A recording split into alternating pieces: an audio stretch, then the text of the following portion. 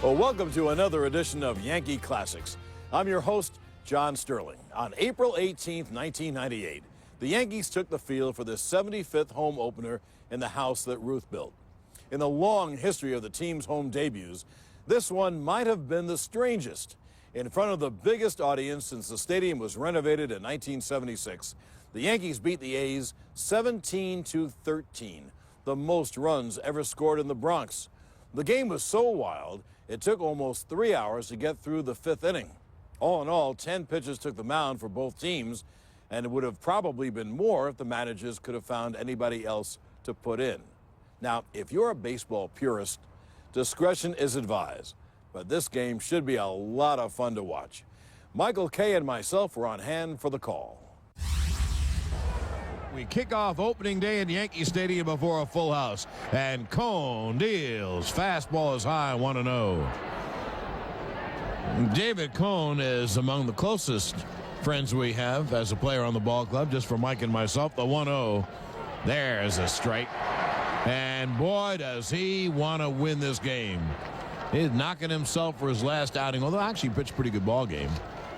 But boy, is he ready today. You know that David Cone is such a gamer, such a competitor. The 1-1 is low. He wants to win this game before this big house. And one more thing, you know, all the stuff that went on, the fuss and feathers of last week. If the Yankees win this ball game, well, they're 500 and we've just begun. The pitch swung on and popped him up in back of short. Knobloch and Jeter converge. The wind takes it, and Knobloch makes the catch and falls down in shallow right center field. So the wind playing havoc with that pop fly, and Knobloch was able to hang on. And we want to watch that today on all pop flies or fly balls, no matter who's at bat, because apparently the wind is very brisk within the stadium. So Henderson pops up. Ricky was 5 for 26, no homers, 2 RBIs on the year. And by the way, he was 4 for 15 lifetime against Cone, now 4 for 16. Here's Jason McDonald, and he takes low. McDonald is a little switch hitter. He's playing center field these days for the A's. He's very quick, will steal a base. We don't know much about him as a hitter yet. The 0-1, that's up high. On the year, McDonald is 9 for 22, no homers and an RBI. The A's had their hitting lineup in with Stairs in the outfield and Mitchell DHing. The 2-0 swung on, pop foul back here, and the count 2-1. But then Mitchell came up with a flu, and so they have a much better defensive team with Ricky in left, where he prefers to play. McDonald in center and Stairs as the DH. Ben Grieve is the right fielder. It'll be a 2-on. McDonald bluffs bunt and takes low. And the count 3-1. It's a very cool day, and the sun has been hidden behind the clouds, make it even a little cooler. But everyone's dressed for it. The 3-1 of McDonald is swung on and popped him up to shallow center. Jeter back on the outfield grass, dancing around, makes the catch. And they're 2-away. Well, we mentioned the wind, John, and the flags are whipping from left to right, and you can see it's really affecting the high fly balls. And you can also see along the left field, facing to the upper deck, all the bunting is blown up on the top as well. It's not even hanging down straight, so the wind is going to play a role in this game. All right, here's Grieve, tall left-hand hitter with power, and Cone stays away on the outside corner for a strike. 314 down the right field line, 385 to dead right center in front of the bleachers. Cone's 0-1. There's a slider inside. 408 to dead center, then 399 to dead left center where the bullpens are, and then 318 down the left field line. The 1-1 swung on a miss. There's a splitter. Oh, what a splitter. Greaves swung at it from the left-hand hitter's batter's box, and that ball dove down and away, and it was almost in the right-hand hitter's batter's box. It'll be a 1-2. You hear the crowd imploring Cone the strikeout. Pitch is chopped up the middle and through to center field, a base hit. So Greaves singles up the middle. That was another splitter, and Greaves swung down on it, and the ball kangarooed right over the head of Cone. So with 2 outs, there's a runner at first, and here is Matt Stairs, a very good lefty hitter. Little squat, tough-looking guy, and home run power in his bat.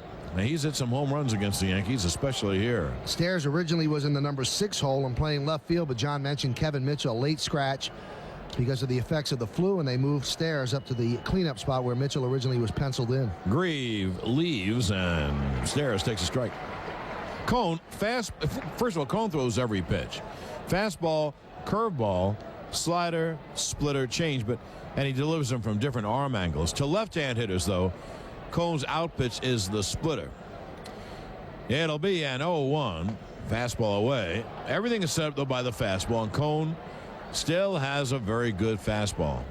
To right-hand hitters, I'd say the out pitch is more the slider, the late breaking slider that breaks down and away from the right-hand hitters. The key, down and away. It'll be a 1-1. Pitch is lined up the middle. There's a base hit center field. Grieve around second. He'll go to third. No, he holds as he turns second. That ball was rolled on the grass. He could have made third. Anyway, 2 outs, first and second. And that'll bring up another good left-hand hitter, Jason Giambi. I am really surprised he didn't go to third. I mean, I don't even think Bernie Williams would have made a throw if, in fact, Ben Grieve had advanced to third. Instead, he slowed down right before the bag and rounded it very slowly. That's bad base running. You know, one thing I want to say to all the fans listening, you have to hear the stats that Mike and I give you and everyone else gives you and accept them, but accept them just as the pitch to Giambi is a strike. I'll tell you why I say that. Yeah, you can accept them, but kind of liberally listen to them. Stairs was 1 for 8 against Cone. Well, you can take that stat and throw it out the window. Just had a base hit. Giambi is only 2 for 15 against Cone lifetime. It'll be an 0-1. Swung on and popped foul out of play, third base side of the fastball up and in, and the count 0-2. Overall, Jason 9 for 23, 2 homers and 6 RBIs, and one of those home runs against the Yanks. This copyrighted broadcast is presented by authority of the New York Yankees and may not be reproduced or retransmitted in any form without the express written consent of the New York Yankees. It'll be an 0-2 to Giambi. Runners lead first and second. Cone holds the set. Now the 1-2. Strike 3. Fastball inside corner, frozen. At the end of a half, Oakland nothing. Yankees coming up. Haynes deals, and there's a strike. Knobloch is 9 for 25 on the year. A homer, 4 RBIs. Also has had 7 walks, so he has been on base exactly 50% of the time. 16 out of 32. He's had a great start with the Yanks. The 0-1. Fouled away. Fastball overpowered him. Haynes can really throw. Knobloch has led off a game for the Yankees, being on base 4 times out of the 7, 3 walks, and a home run. Lifetime, he's 5 for 12 against Haynes. He has pretty good numbers. The 0-2 low, what tells you that Haynes pitched against Minnesota, not against the Yankees, because Knobloch is one of the 2 Yanks who has some numbers. The other guy's only been up 2 or 3 times. It's silly to quote them. Anyway, it'll be a 1-2 to Knobloch. Haynes deals, and the pitch inside bounces, and the count 2-2. Haynes grew up in the Baltimore chain and came over in a deal a couple of years ago. And he has a lot of promise because, as I mentioned, he has a major league arm.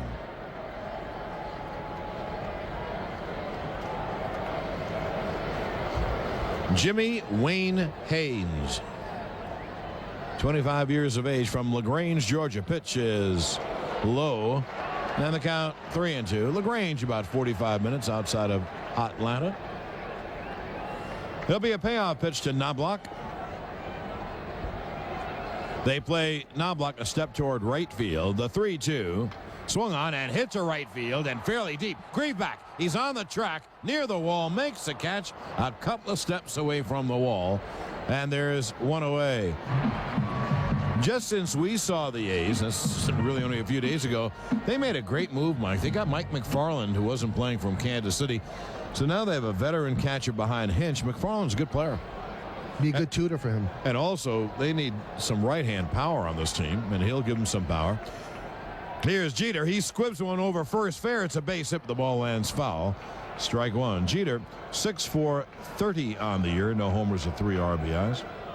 Tell you one thing Knobloch and Jeter have done. They have stolen 6 out of 6. They will do a little bit of running for the Yanks. You know, you don't want to put pressure on people, John, but when you're Knobloch and Jeter on this lineup, you steal a base, you better steal it. You can't get caught. That's exactly right. The 0-1 low. That's why they'll do some stealing.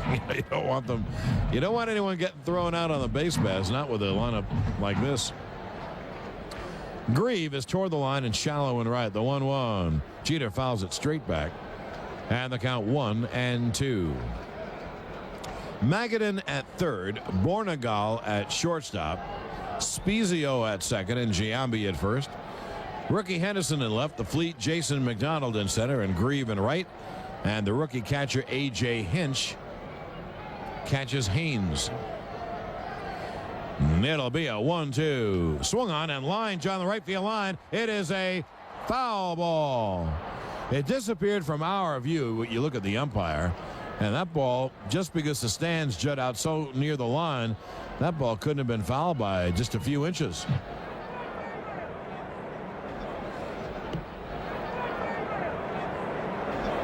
The 1-2 is low.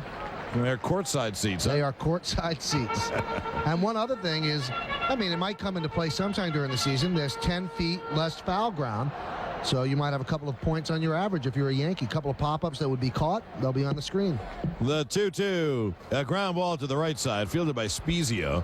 He throws to Giambi 2-way. Well, someone was saying, yeah, it's too bad he's not here for a whole year because Wade Boggs would love those seats. Wade Boggs, I think, wants the seats to start right at the foul line. He doesn't want to have a foul pop up at all and lose the points. But he played in a great place at Fenway Park that has very little foul ground. And right here, this doesn't have much foul ground either. Now 2-way, and here's Paul O'Neill. You notice how ganged up they were on Jeter because Haynes throws so hard. You can hit the ball the opposite way because you can't get around on it because Haynes really can throw. He deals to O'Neill, and that pitch is low and in. But when Spezio got the ground ball, he could have whispered and Giambi would have heard him. That's how close the second baseman was to first. ID, please. O'Neill is 8 for 28, no homers and 3 RBIs, and Haynes deals. There's a strike of the knees on the inside. The count 1-1. And one other thing, John, usually the seats behind home plate were a haven. You didn't have to worry about foul balls. Well, now there is no screen over those seats, so a pop-up you could catch. There's just a screen behind the plate. The 1-1. Hit on the ground hard to first. Giambi fields, takes it himself, and Haynes works a 1-2-3. At the end of 1 inning of play, opening day at Yankee Stadium. And here is left-hand hitting Dave Magadan against Cone. And Mags takes a strike fastball at the knees on the outside. Magadan, a plain old good hitter, good line drive hitter, 4 for 14 on the year. And lifetime, he's 4 for 9 against Cone. Not a home run hitter, line drive type hitter. And Magadan takes low and in. And the count 1-1. It's not a strict platoon. They want to play Mike Blowers a lot at third, much better third baseman than Magadan, but you know, then you go to a big ball game like this and you have a right-hander like Cone, much better to have Magadan play. The 1-1 swung on and line foul down the left field line, out of play.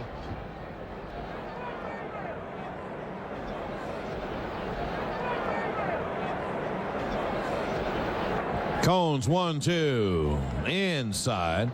Now that was a fastball in.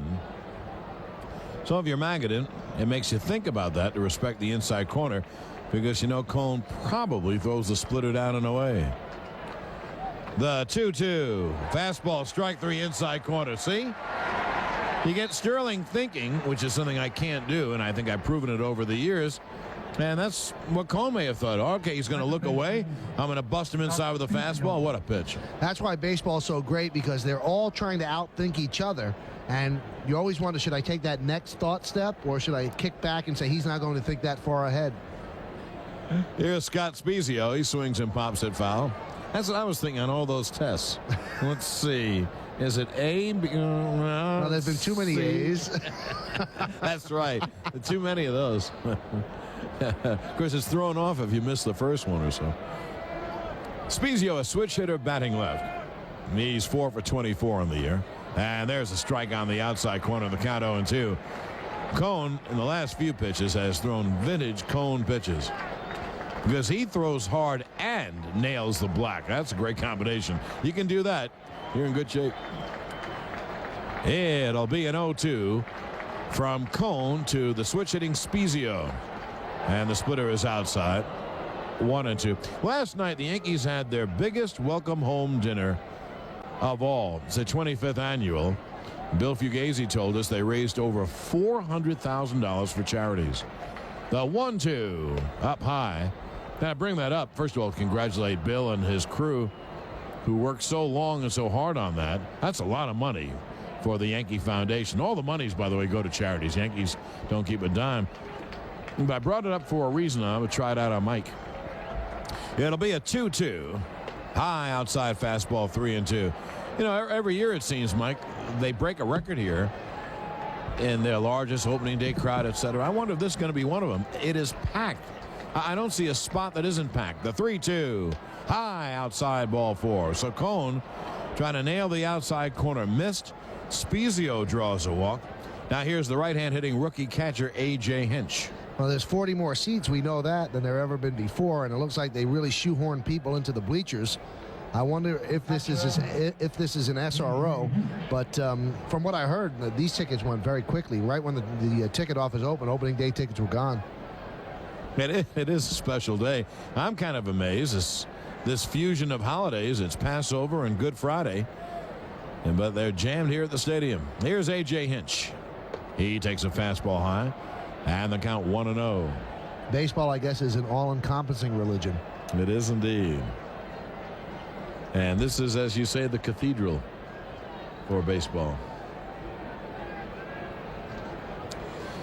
It'll be a 1-0 with Spezio taking his lead. Cone deals, cut on a miss. Hinch is 5 for 18 in his rookie year. No homers and 2 RBIs. It'll be a 1-1. Caught on a missed. Salary time? No, it really was because of the expansion draft. If they would have put him on the 25-man, they would have had to protect him. Now, of course, they would have, but they might have lost somebody else that they didn't want to. So what they did was they brought him up, John, and had him travel with the team and see how the major league life goes, just so he could get acclimated, but he never got on the field. And it'll be a 1-2 to Hinch. The pitch swung on in line. There's a base hit left center field. Bernie cuts it off in the gap. Spezio around second. He'll go to third easily. The throw properly goes to second to hold the base runner at first. And the A's have first and third, 1 out. Cone wanted a little bit further outside. It tailed over toward the outside part of the plate, and that's why Hinch was even able to reach it. You know, sometimes pitches do tail back and become hittable. The pitch to Bornegal's high. Rafael Bornegal, the shortstop, he's kind of filling the spot till Miguel Tejada is ready. Tejada and Grieve are the 2 big prospects in this system. You know, as John said, there are pitches that tail back like a backdoor slider and or a back-up slider, I'm sorry, and you wonder why they do that, because sometimes it's effective to have it tail back. The 1-0, there's strike. But just as pitch's movement is great, but sometimes the movement hurts you because it would tail back into, let's say, the fat of the bat. Well, everybody would love to throw a backup slider, though, and I asked them, a couple of the Yankee pitchers, well, how do you throw it? And they said, we don't know. You do it, and you don't know why it happened, and you can never recreate it. If you try to recreate it, you'll hang it. The pitch. Strike on the outside. The count 1-2. Well, there's no question what Cone wants now. Now, here's a spot when you really want the strikeout, and he has Bornegal 1-2. And, of course, for Bornegal, he has to forget about taking a big cut. He's got to put the bat on the ball. He's got to put it in play. Runners lead, first and third, 1 out, top of the second, no score. The 1-2 is blooped to center field. It is a base hit. Scoring is Spezio. Hinch stops at second. It's a ribby single for Bornegal, and Oakland takes a 1-0 lead. And that's another good job of hitting. That ball was down and away, and Bornegal just dropped the bat head on the ball. Now here's Ricky Henderson. That's why if you make contact, maybe something good will happen. And it happened right there. Hinch at second, Bornegal at first.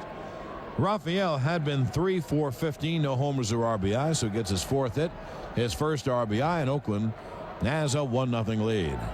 Cone deals. Ricky takes up high, and the count 1-0. So Cone struggling a bit in the first 2 innings, has given up 4 hits and 1 walk. Now David deals 1-0. There's a strike.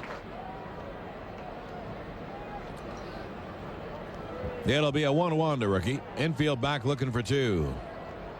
Cone holds the set. Now deals. Fastball high, and the count 2-1. They play Ricky just about straight away. Bernie Williams maybe a step or two toward left center. O'Neill playing off the right field line. Curtis off the left field line, which you have to do in Yankee Stadium because the outfield is so big. You have to give up the lines.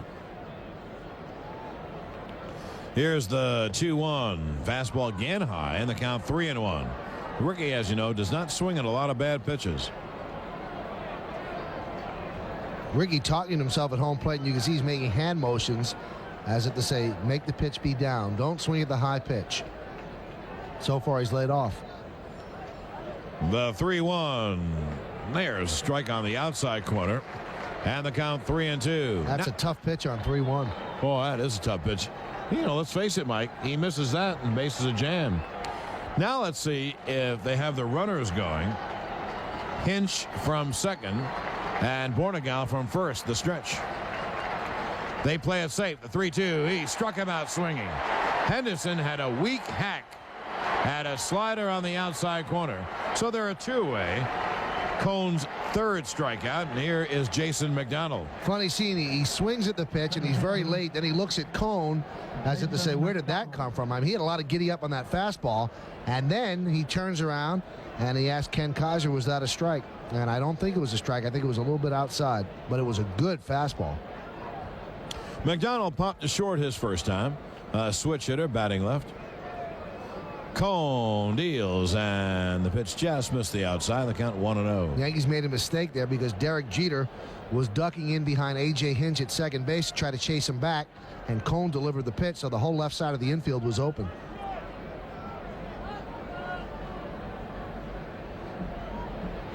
And it'll be a 1-0 to McDonald.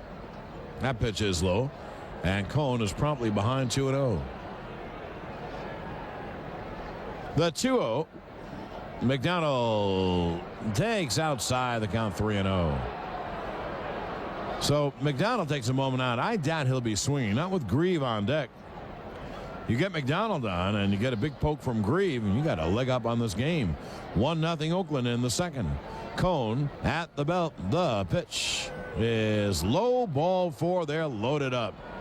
So if Cone is going to get out of this mess with 1 run, he's going to have to get Ben Grieve with the bases loaded and 2 out. Well, you can see that Cone is working both sides of the plate. He's not using the middle of the plate at all. I don't know if he has any faith in his stuff today, but he's working the corners, and what he's not getting are the calls. And I'm not saying Ken Kaiser is doing a bad job behind the plate. He's doing a good job, but he is calling the strict 17-inch strike zone. He's not spreading that out at all, and Cone's going to have to deal with that and make adjustments. Now Cone to Grieve, and the pitch is lined on a hop. Base hit, right center field. 2 runs will score. Hinch scores. Bornegal scores. McDonald to third on the 2-run single by Grieve, and Oakland takes a 3-0 lead. And Grieve hit it like a shot. Grieve gets his 3rd and 4th RBIs. Here is Matt Stairs. 1st and 3rd, 1 out. Pitch is in for a strike. So Oakland grabs a 3-0 lead, and they deserve it. They've parlayed, let's see, 3 singles and 2 walks into 3 runs, and they have 1st and 3rd, 2 out, and a power hitter up there in Matt Stairs. The 0-1 is inside, and the count 1-1. So if the Yankees are going to win this, they're going to have to come from behind and provide some offense against Jimmy Haynes, and they haven't exactly tortured Haynes yet this year. It'll be a 1-1 to Stairs. Cone deals. Caught on a missed. And the count 1-2.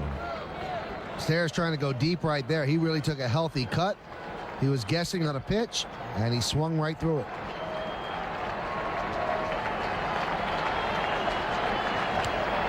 And it'll be a 1-2 to Stairs. McDonald leads off third. Grieve off first. Cone deals, swung on and lined to deep right. O'Neill back. It's over his head. 1 hop to the right center field wall. 1 run scores McDonald. Here comes Grieve. The throw home is not in time. It's a 2-run double for Stairs. He hit a bullet that soared over O'Neill's head. 2 more runs score, and Oakland has a 5-0 lead. Stairs was 1 for 8 lifetime against Cone. Well, he has 2 hits in 2 innings, so that takes care of the 1 for 8 lifetime. The pitch to Giambi is a fastball high on the count 1-0. Well, Cone has been rocked.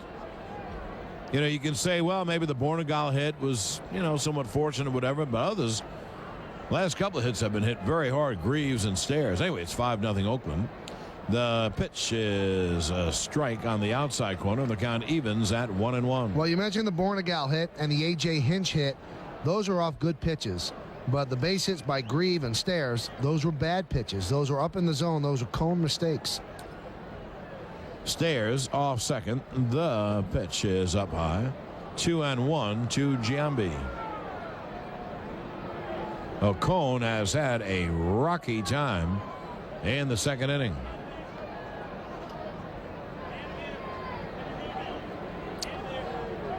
The right-handed to the plate, and the pitch is fouled with his fastball. And then the count 2-2 to Giambi.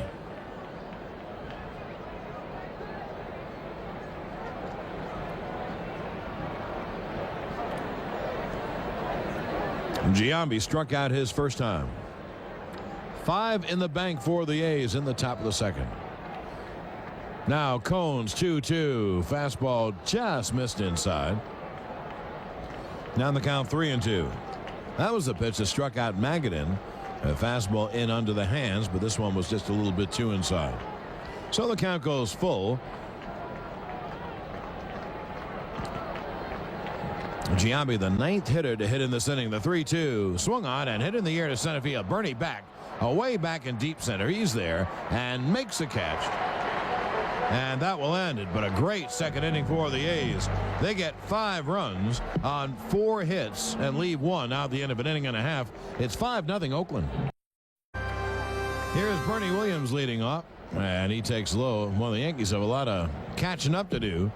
5-run second for the A's. And the A's now have a big, fat 5-0 lead. Jimmy Haynes, the tall, hard-throwing right-hander, deals 1-0. And that pitch is low. Bernie 8 for 29 on the year. No homers and 3 RBIs. Always interesting to see how a young pitcher handles a lead. Sometimes they go out there and they get too fine. Sometimes they throw the ball over the plate. You saw what David Wells did with a lead against Seattle. He threw the ball over the plate, got hit for a couple of home runs, but Yankees had a very large lead. 5-0 is certainly surmountable. The 2-0 is low. Best thing if you're down 5-0 is to say, well, it's the second inning, so the Yanks have 8 more shots at least. Bernie ahead 3-0, probably will be taking, and he takes low. Bernie stay there. You know, sometimes we say, well, even though the umpire doesn't gesticulate at the plate, he's saying something. Well, he didn't say anything then, Ken Kaiser, because Bernie, and he didn't move. I think he was just being respectful to Kaiser, saying, well, if you want to give him the automatic, I'll stand here and wait. But he didn't get the automatic. And as I mentioned last inning, Kaiser is calling the 17-inch strike zone.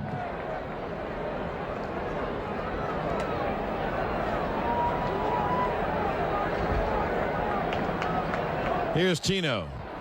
The pitch low outside, and the count 1-0.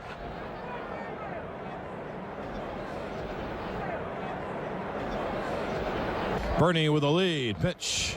There's a strike at the knees on the outside. Pretty good pitch. Tino 6 for 28. No homers and 1 RBI. These guys are going to get started soon, and when they do, they will score a lot of runs. It'll be a 1-1. That pitch outside. So the Yankees have looked at 7 straight pitches to open up the inning. Bernie 4 straight bad ones, and Tino now ahead 2-1. 8:05 Minnesota at KC. Mike Morgan, no record for the Twins. Chris Haney 1-0 for the Royals. 8:35 Toronto at Texas. Woody Williams against Rick Helling, both 1-0. Pitch line. There's a base hit left field. Bernie to second, holding on with the ball hit ahead of him. Tino reached out and took the outside fastball and hit a blur to left field. Here's the crowd noise for Darryl Strawberry. And Darryl was in a good frame of mind before the game, smiling in the clubhouse and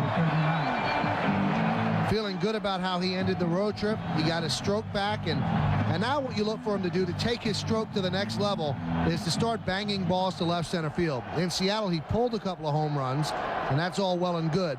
But when he takes it to left center field, you know he's got the full scope of his swing. And Mike, it looks like Haynes trying to stay away, which I understand from the hitters, and he deals outside 1-0. Tino just took a ball to left field. And one thing about left center field here, it's great for hitters. There's a lot of left center field. They play Darrell straight away. Bernie off second, Tino off first. Here's the 1-0. He came in with a slider low, and the count 2-0. So Darrell backs out. When you're 2-0, first and second no one out, you can zone a pitch. If it's not where you want it, or if it's not what you're guessing, let it go by. What can happen? It's a strike, so it's 2-1. So Darrell can really look for something 2-0. Yeah, this is a damage pitch right here. Haynes at the belt, the 2-0. There's a strike. Didn't give in. He threw a good pitch on the outside corner. Haynes can flat out throw. He's got a good arm. They play Darrell just about straight away and very deep. Infield back looking for two. The 2-1. That pitch is low. Darrell held up. And the count 3-1. So as Mike would say, another damage pitch. Again, 3-1. You can let it go by if it's not what you're looking for, if you're caught off stride, or if it's a splitter. Also a good run pitch. I don't know if you want to send the runners because Darrell might swing through. It'll be a 3-1 pitch. Low ball 4. They're loaded up. So the Yankees down 5 have a great chance to get a couple 3 runs and get right back in the game.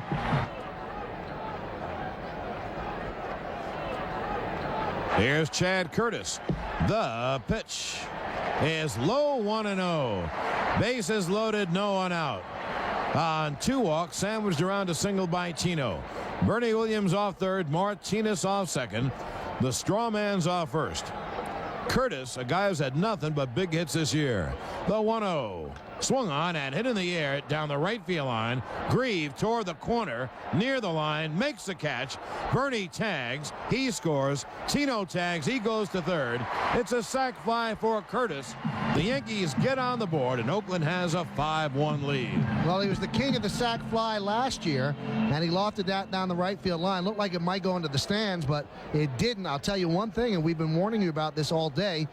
The wind really carried that a lot deeper than I thought it would go. Well, here's a fairly important at bat for Scott Brocious. Tino tagged and went to third, so another fly ball or a slow ground ball gets a second run in. The pitch, Brocious takes low, and the count 1-0. 10:05 start, Houston at LA. Shane Reynolds 1-0 the Astros. Ramon Martinez 1-1 Dodgers. 10:05 Arizona at San Diego. Andy Bennis 1-1 for the Diamondbacks. Kevin Brown 1-0 for the Padres. And 10:35 St. Louis at San Francisco. Todd Stottlemyre 1-0 for the Cards. Danny Darwin 1-0 for the Giants. That's the scoreboard. The 1-0 fouled away right field side. Curtis was 3 for 12 with 2 homers, and now he has 7 RBIs. So would you say that's production? He has 3 hits and 7 ribbies. Of course, he's had a couple of 2-run home runs and a 2-run double. First and third, 1 out. It'll be a 1-1 to Brocious. That fastball low, and the count 2-1. You can find Xerox products at any local Staples, Office Max, Office Depot, or CompUSA stores, or just call 1-800-ASK-XEROX, extension NYY. The extension, of course, New York Yankees, NYY. Got it. Brocious 7 for 24 on the year. Looking for his first ribby. The 2-1. Swung on. There it is to deep center field. Back is McDonald. He will make the catch. Here comes Tino. And there is a sac fly for Brocious, his first RBI as a Yankee. And the Yankees now trail 5-2. So Brocious did his job. He hit one deep to center field. The Yankees patting him on the back in the dugout, and the Yankees jump right back in the game. So now they trail by 3, and it becomes a game again. Well, Yankee fans might be a little disappointed because bases loaded and you only get 2 sac flies, but you really shouldn't be, because the important thing when the opposing team puts up a big crooked number, you have to come back the very next inning and put something up, and the Yankees put up a crooked number of their own. So that's a big 2 they spotted. Pitch out is ball 1. They thought Strawberry was going, Oakland, and pitch out. Girardi steps in. He is 0 for 8 on the year, looking for his first hit. It's not the oddest thing if Darrell does some running. That'll be a 1-0 to Girardi. Haynes deals, swung on in line. There's a base hit to right field. Darrell holds at second, but that is a Girardi hit. An inside-out swing and a line drive the opposite way to right field. So 2 on and 2 out. And here's Chuck Knobloch. And I bet that Our buddy Joe Girardi is happy about that hit, huh? I was about to say that. You know, he started the season 0 for 8, and Jorge Posada started 4 games in a row. And really, Girardi didn't say a word. He handles everything with class and elegance because that's what he's about. And he said, hey, I'll get my playing time. He said, I hit in streaks. Right now I'm slumping. He said, but when I start to hit, they'll keep me in the lineup. And that's the way to handle that. Knobloch flied to right his first time. He is lifetime. Good numbers, 5 for 13 off Haynes. Takes a breaking ball strike in the count 0-1. Well, the Yankees bounced back with a pair after Oakland scored 5 in the top half. And the Yankees are still threatening with Strawberry at second and Girardi at first.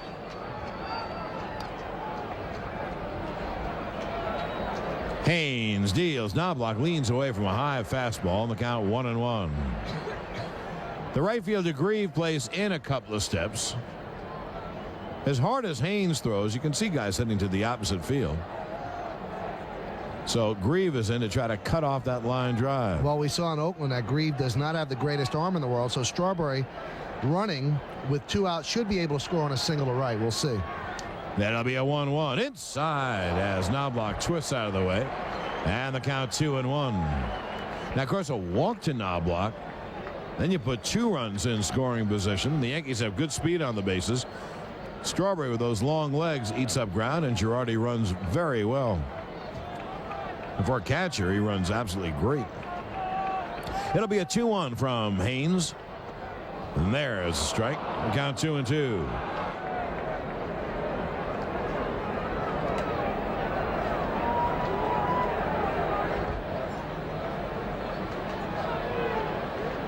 It'll be a 2-2. Both strikes to Knobloch have been breaking balls.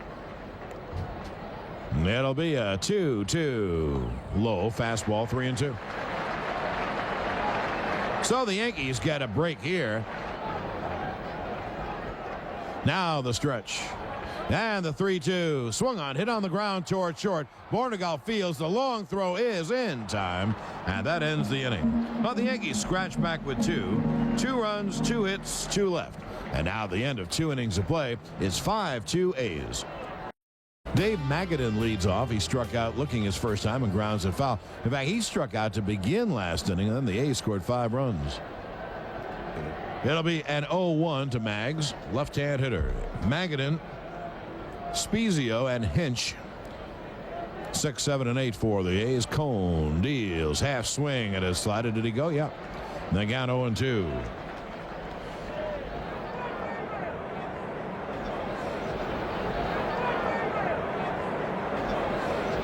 Here's the 1-1. Magadan hits a little pop fly off third, but it's going to hit the seats. And the count 1-2.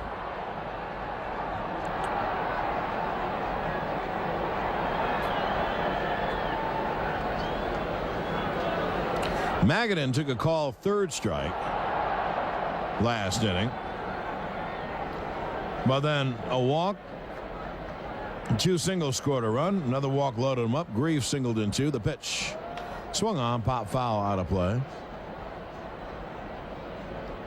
Stairs doubled in 2, and Oakland had 5 runs. The Yankees got 2 back. So 5-2 Oakland as we hit the third.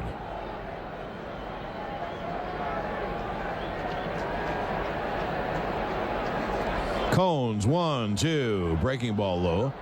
And the count 2-2.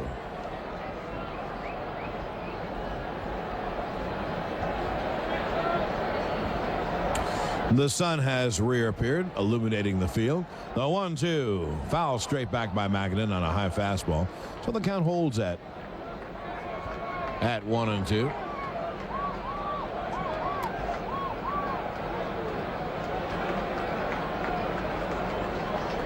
And the stadium looks in tremendous shape. As Casey Stengel would say, tremendous. That'll be a 1-2. Half swing and a breaking ball. Did he go? He did. So Magadan gets punched out again. Cone gets his 3rd strikeout. And there's 1 away. You know, the interesting thing, we should give you these numbers. Sometimes you can take the stats and drop them right in the East River and it wouldn't hurt at all. Magadan 4 for 9 against Cone before today, and he's had 2 strikeouts. Spezio pops it up to shallow left center on the first pitch. Curtis calling, and Chad makes a catch in left center, and very quickly there are 2 away. So a fly ball to left by Spezio, and here is the catcher, A.J. Hinch.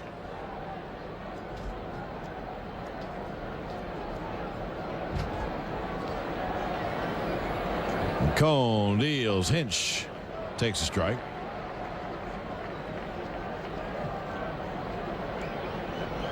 And the count 0-1.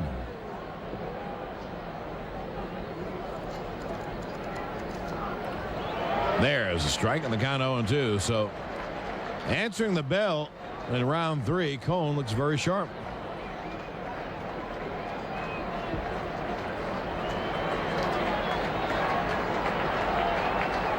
Now Cone to the wind. Here's the 0-2. Swung on, hit on the ground up the middle and through to center field. It is a base hit.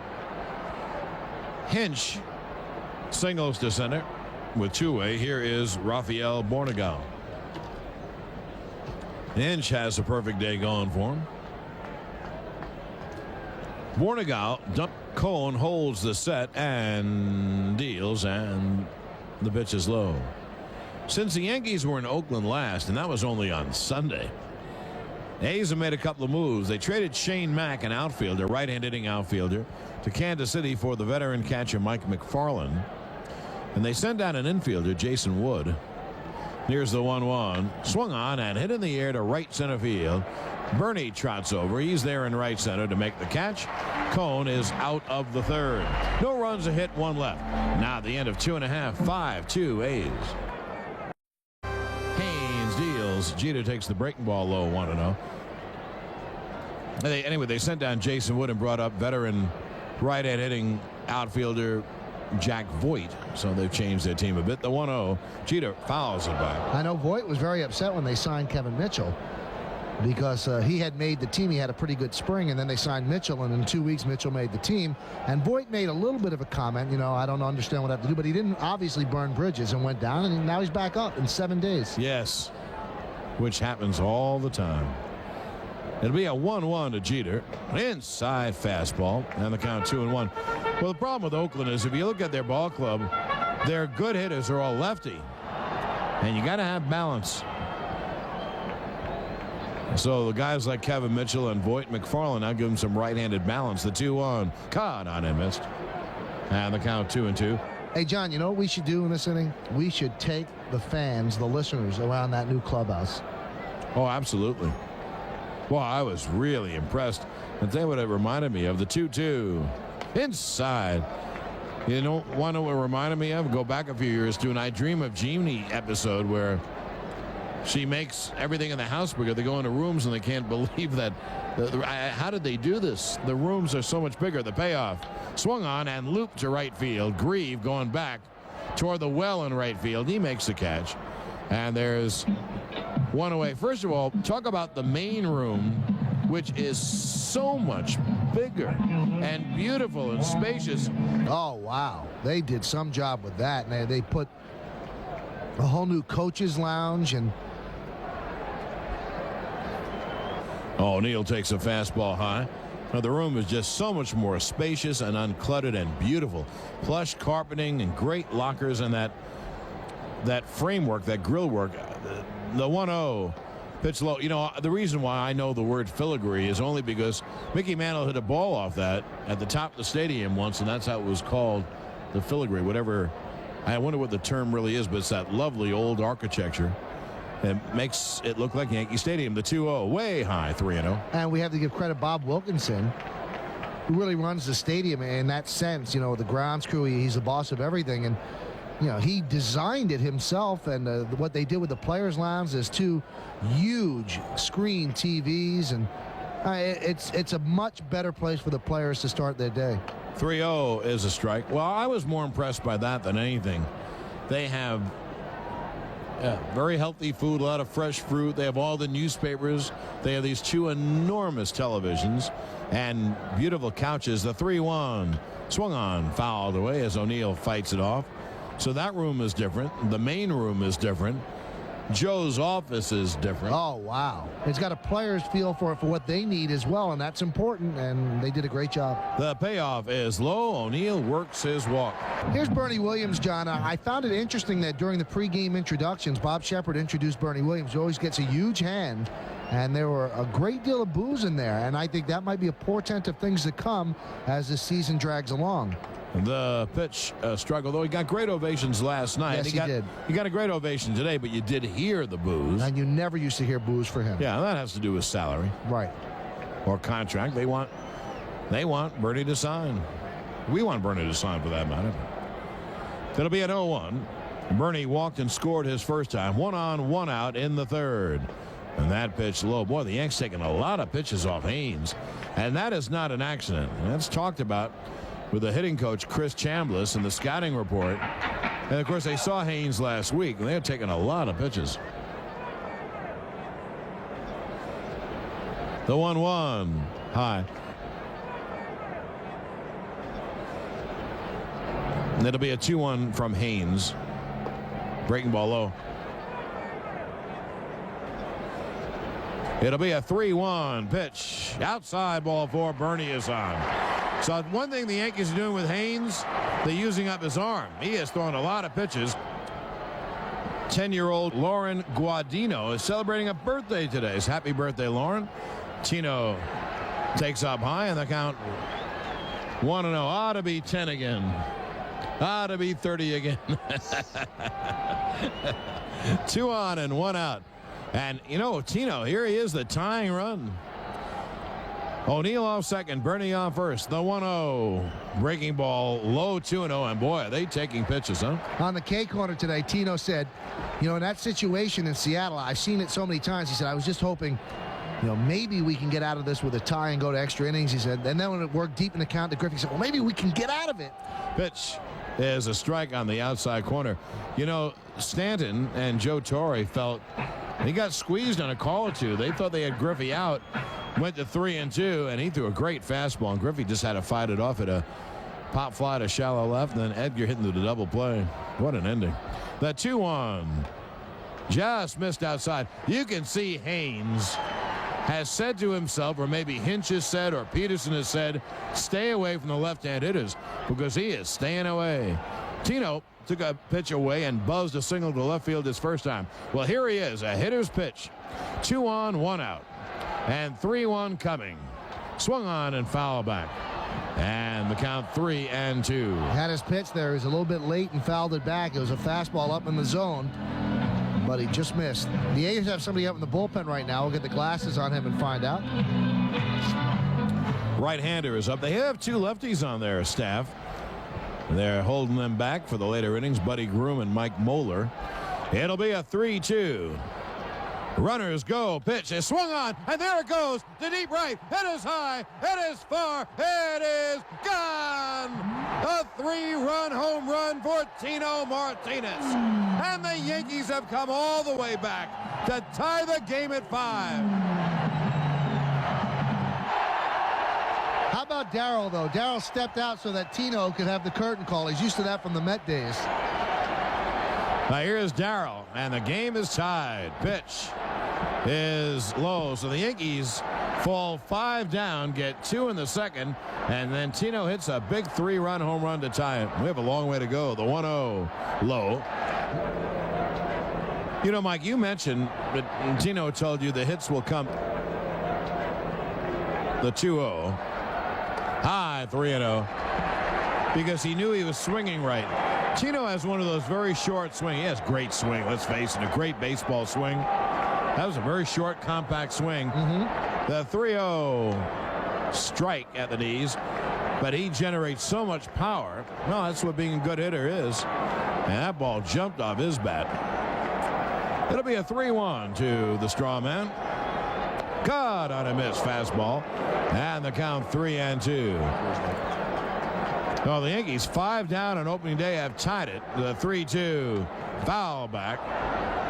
And that's pretty quick tying. They've tied it. And there's only 1 out in the bottom of the third. Now the 3-2 high fly ball for him. Well, Mike, I think they'll take him out, but even if they don't, he's not long for today's world, because look how many pitches.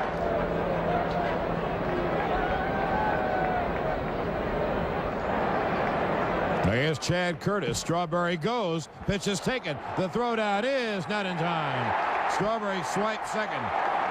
Mike, look up what the Yankees have done in stolen bases. I bet the Yankees are something like 11 out of 13 or 12 out of 14. And that's the last pitch that Mr. Haynes is going to throw. Here comes Art Howe.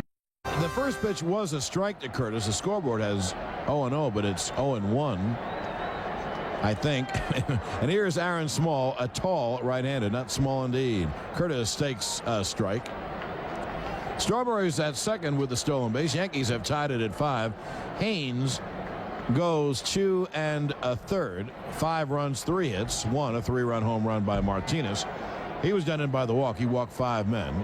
He cannot win it. He could lose it if Strawberry scores. Pitch. Breaking ball from Small is low. Well, the scoreboard has 1-1. Mike, there have been 3 pitches. Am I right? Please don't doubt yourself. You're right. You think it's 1-2? Yes. TV has 2-1. Small deals. Fouled away. Well, now it's 2-2. I think it's 1-2. Or it's 1-2.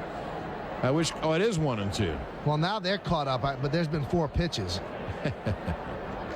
Maybe he did check the swing. Aaron Small is from Oxnard, California. Strawberry dancing off second. Pitch is a slow ground ball toward third. Tough play. Magadan fields no play. Curtis beats it out. It was a breaking ball, and Curtis was totally off stride. Almost threw the bat at the ball, and he hit what is called in baseball a swinging bunt. Little slow ground ball down third. Magadan's not exactly Brooks Robinson, so Curtis beat it out easily, and the Yankees have 2 on and 1 out for Scott Brosius. Aaron Small, 6'5", 226 pounds. Ready to deal to Brosius, and that pitch is low, 1-0. Boy, has Oakland pitchers thrown a lot of pitches today. Small. The Yankee runners lead off first and second, and the 1-0. That's low, 2-0. Taking Small a long time to make it in the big leagues. His first year was 1989 in Medicine Hat. It'll be a 2-0 to Brosius. Line hard, base hit left field. Strawberry goes to third. They'll wave him on Ricky's arm. Here comes the throw. It is cut off. Strawberry scores. It's a base hit. And an RBI for Brosius. And the Yankees take a 6-5 lead. Well, And they showed no respect for Ricky Henderson's arm because he was ready to throw and Strawberry hit third. I'll tell you what, aggressive coaching there by Willie Randolph, waving Strawberry all the way. Well, Brosius gets a hit and his second RBI of the day. Here's Girardi, 2 on, 1 out. The pitch is a breaking ball strike. Now that run is charged to Haynes. That's why he could lose the game. That's the last run that will be charged to him. Small is responsible for Curtis and Brosius. Well, at the end of the lineup doing the job. Curtis a sac fly and a single. Brosius a sac fly and a ribby single. Girardi a single. The 0-1. Line like a bullet, base hit center field. Rounding third is Curtis. He will score. On to third goes Brosius. He's there. It's a base hit and an RBI for Girardi. And the Yankees now take a 7-5 lead. There might be an error. There might be. McDonald fumbled the ball as Brosius was heading toward third. But the base hit almost took the head off Aaron Small.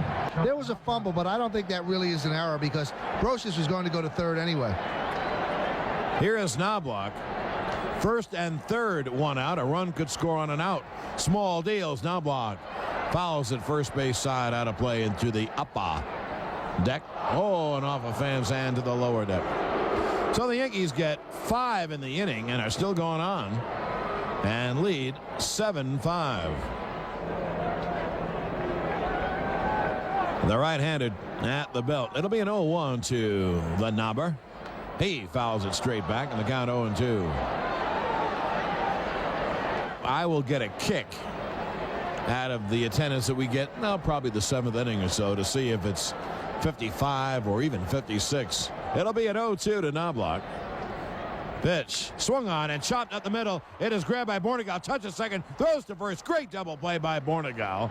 And that ends the inning. But the Yankees get 5 runs on 4 hits and leave 1. And now at the end of 3 innings of play, 7-5 Yanks. And here's the top of the order for the A's. Ricky Henderson to lead it off. 5 runs, 4 hits, no errors, 1 left in that inning. Cone deals, and Henderson pops a foul to play. So David Cone has to feel pretty good. At one point, he's down 5-0 in this game, and here the Yankees give him a lead as he hit the 4th, 7-5. That'll be an 0-1. A ground ball right to first, and right through the legs of Martinez. That'll be an error as Henderson reaches first. He brought the glove up before he had the ball, maybe thinking of Ricky's speed, but that was an easy play, and Tino would be the first guy to say, oh, I goofed, I made an error, it's terrible. He just hit a 3-run home run, though, so I guess it's okay. Well, Red Foley's going to be the first guy. He gives him an E3, and you're right, John, that's exactly what happened. He pulled the glove up, and the ball never came up. He was expecting the hop. This game figures to be a battle of bullpens. I mean, how far can Cone go? The pitch is a strike, and one more thing. Joe Torre and Mel Stottlemyre will not let him go very far. They don't want Cone. It's April 8th or 9th, whatever this is. So this is going to be a battle of the bullpens today. McDonald, a switch hitter batting left, takes inside the ball, gets away from Girardi, and on to second goes Henderson. And we'll see how they score it. It should be a pass ball because he didn't get his glove down. It would not have bounced if he caught the ball. I think it has to be a pass ball. I would agree. I think I'll mark it that way. Which assures us that it'll be a wild pitch. Something like that. The 1-1 is a drag bunt toward the mound. Cone fields, turns, throws, got him. On to third, Henderson. Now they can give him a sacrifice, but he wasn't sacrificing. He was bunting for a hit. He just didn't get the drag past the mound. When do they plan to give us pass ball a wild pitch? I certainly haven't heard it if they've given it. I would not give up the run here. I don't know why the infield is back. There's a runner on third. The ball goes through. Okay, it's a single. I would play the infield back if it was second and third, but I don't agree with having the infield back here and giving up this run.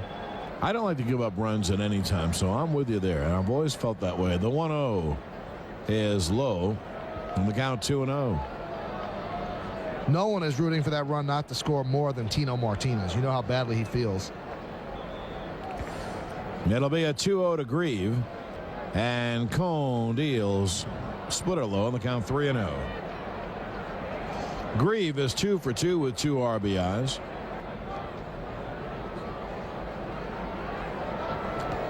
Now the 3-0 way high. So Grieve walks, and there are 2 on with 1 out. First and third, 1 out. And here is a good hitter, Matt Stairs. It was scored a pass ball. Yankee bullpen a little bit short today, John. That's why they really don't want to go to it this early. And, you know, we thought maybe that Joe had lost some faith in Willie Banks the other night when he brought in Mike Buddy, and Willie Banks was very ill. He was in the clubhouse. He missed the welcome home dinner yesterday. He's at the ballpark. He feels awful. I asked him if he could pitch. He said if I had to, I would. But the Yankees are going to try to stay away from him, so they really don't have a long man today. Now the pitch to Stairs is low. You leave spring training and say, how are all these pitches going to get work? Then all of a sudden you're saying, gee, who's available for today? They all get work. The pitch got out and missed. And they got 1-1. I mean, it doesn't take long. That was a great pitch by Cone. That was a splitter. And his splitter really serves as a changeup for him as well because it's got such less speed than a fastball. And then it just drops out right at the bottom. Stairs is 2 for 2. He has singled and doubled and knocked in 2. He had the rope that soared over O'Neill's head. Tying runs are on. Go ahead run at the plate. Pitch up high, and the count 2-1. Cone has thrown a lot of pitches, and we're just in the top of the 4th. So if Banks can't pitch, then you have Holmes and Buddy, who pitched the day before last, and Graham Lloyd only pitched to 1 batter. to get you to the closers. The 2-1. Swung on. Double play ball to second. Now block. Feeds Jeter 1. On to first. It's a double play. Boy, talk about a pitcher's best friend. Whoa. No runs, no hits, 1 error, 1 left at the end of 3.5. 7-5 Yanks. Well, that double play to end the inning got Cone and the Yankees out of a big fat mess. And Jeter takes outside 1-0, and we hit the bottom of the 4th inning. It has been a wild game. 7-5 Yanks. Small deals. Another breaking ball low.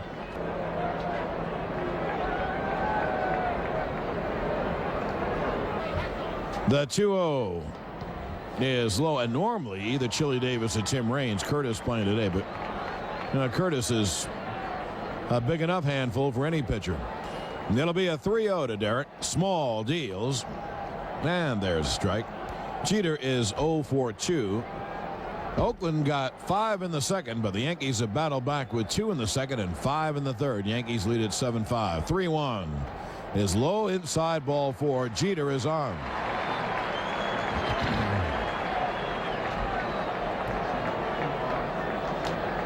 And there's the pitch to O'Neill, high outside. It'll be a 1-0 to O'Neill. Jeter with the lead. Aaron Small checks the runner. There goes Jeter. The pitch is grounded to short. Bornegal fields, stumbles, throws out O'Neill, and they hit and run Jeter to second. You know what? Jeter would have had that bag. He got a great jump. And also good scouting by the A's, because they know how O'Neill can go the other way. So when the hit and run was on, they covered with the second baseman. That's how tough that play was going to be. Anyway, Bornegal stayed at home. He made the play. Here's Bernie. Small deals. Breaking ball low, and the count 1-0. It'll be a 1-0 to Bernie.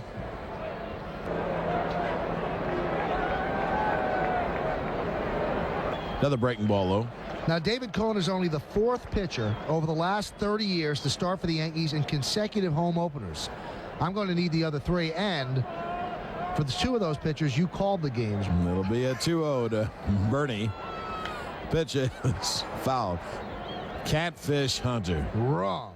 Ron Guidry. That's 1. Okay, who would be good pitchers in those eras who would have pitched home openers that I caught? It's only been the last 10 years. How could I not know that? I don't know. But you're willing to find out. The pitch is low, and the count 3-1. Here's a clue. One gentleman was actually the answer to another quiz that we had the last couple of days. Scott Sanderson. That's 1, 91 and 92. I'm surprised you can't get the other. I will. I don't know. Oh, of course, the venerable left-hander, Jimmy Key. The 3-1. Low, inside, ball 4.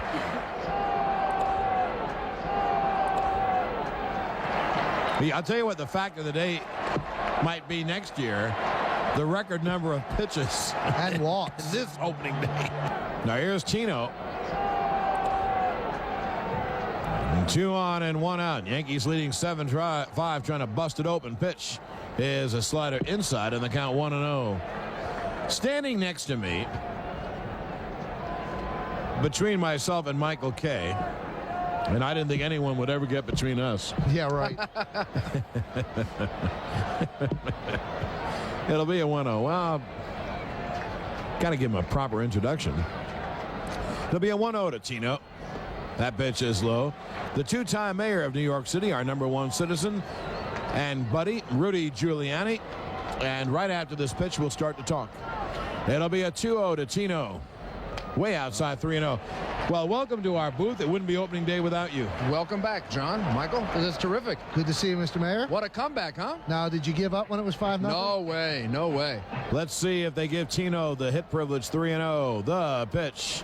Low, ball 4 there, loaded up. Now, let me ask you this. A lot of walks. Were you a little nervous in Seattle in the 9th inning when Griffin Yes. was... So yes, was I. that I was a little nervous about. Bases loaded, 1 out. Here's Strawberry. Yankees lead 7-5. They're loaded up. Pitch. Caught on and missed. I'll tell you this. If Strawberry ever hits one, this place will be up for grabs today. Yeah, I think the crowd is ready for for something to break the game open. Strawberry has walked twice today. Bases loaded, 1 out. It'll be an 0-1. Swung on and grounded. Base hit. Inside first. Down the right field line. Could be extra bases. 2 runs will score. Strawberry goes to second. He's there. It's a 2-run double by Strawberry. And the Yankees take a 9-5 lead. Strawberry went for 2. I never thought he would, but they have no faith in Ben Green's arm. Yep. Because Ben Green threw about a 15 hopper to second base, and Strawberry didn't even have to slide, so a big base hit for him. He put it right over the center of the plate, too, just like you said. He had to come inside. And now the A's have to bring the infield in. And they do, and they're going to walk Chad Curtis intentionally. So the bases will be loaded for Scott Brocious. Okay, we always have to ask this, and every year we hear, well, later. What's the situation? We're with the still here in the stadium? Bronx, right? Still here in the Bronx. And what's the future hold? Well, I hope we stay here in the Bronx. When will a definitive decision be made? Whenever the Yankees want one made. Okay. We're not putting any pressure on them. As long as they stay in the Bronx and New Yorkers get a chance to prove that they really want the Yankees in the Bronx. Uh-huh. I mean, last year there was good news and bad news. It was a good attendance year. It wasn't a great one. Right. Compared to Cleveland, Baltimore. So with a team like this, you should be able to outdraw most of the league. Of course, they're going to have to modernize. Even if they stayed here, they'd have to modernize. We go around and see one ballpark after another. No question. There needs to be a new ballpark. The question is where. Well, the manager, Art Howe, comes out. That'll be all for Small. And we will duck out. The Yankees with another rally have 2 more runs in. 9 for the game. They lead 9-5. Bases loaded, 1 out. Jim Doherty deals low. It's the first time we have seen him. Called a strike by Ken Kaiser, and the count 0-1. He is a rugged-looking, side-arming right-hander, and he faces Brocious, who has hit a sac fly and a ribby single. Yankees have him loaded up again. They lead 9-5 here in the 4th with just 1 out. Pitch, sidearm, hit on the ground, base hit left field. Beautiful Between third and short. 1 run scores. 2 runs score. It's a 2-run single for Brocious. Boy, has he ever had a first day opening day at Yankee Stadium as a Yankee. And the Yanks now lead 11-5. You like Brocious? Yes. I like the way he plays third base. Oh, great. I never had watched him before until the preseason and then the first couple of games of the year. I think he's a high-quality third baseman. 4 RBIs for him in this game, so he has had a great home opener. And the Yankees have had a great home opener so far as well. The only negative is the top of the 2nd inning, but they have quickly erased that. Now they lead 11-5. Here's Girardi, who is 2 for 2. Still only 1 out. Breaking ball is outside. Well, it could be that we will capture you and keep you prisoner here in the Yankee booth all year if you're going to bring in runs like this. Hope David Cohen's doing okay in the dugout. You may be asleep in the dugout. But still only 1 out. Great rally. No one has made out on the Yankees from the 4th spot all the way down except for 2 sac flies, and that's not an official at bat. That's amazing. Pitch, Girardi. It's a fly ball down the right field line, tailing foul and in the seats. Wanted to touch on one more thing about the stadium. You said they need a new ballpark. Would you, if they decide to stay in the Bronx, would you build a new ballpark here, or would you refurbish this one again? We'd do either. I mean, whatever made the most sense. Right. But they need a modern ballpark with more room, more amenities. So do the Mets. I mean, both of them do. Mm-hmm. All the ball clubs with new ballparks are making a fortune for themselves and for their city. Mm-hmm. Well, we've seen it on the road, and Seattle has the shell of their ballpark built. That'll be ready another year. Girardi swings and scoops it foul, right field side and out of play. Would you feel comfortable using public funds for that, for both Sure, stadiums? we negotiated with them. We did. I mean, New York City built Shea Stadium and the modern Yankee Stadium. It's a question of a negotiation. But the city should participate in it. It'll be an 0-2 to Girardi. Pitch is hit on the ground at first, off the glove of Giambi, and everyone's safe. It rolled behind him. We'll see if they scored hit or error. It took a bad hop.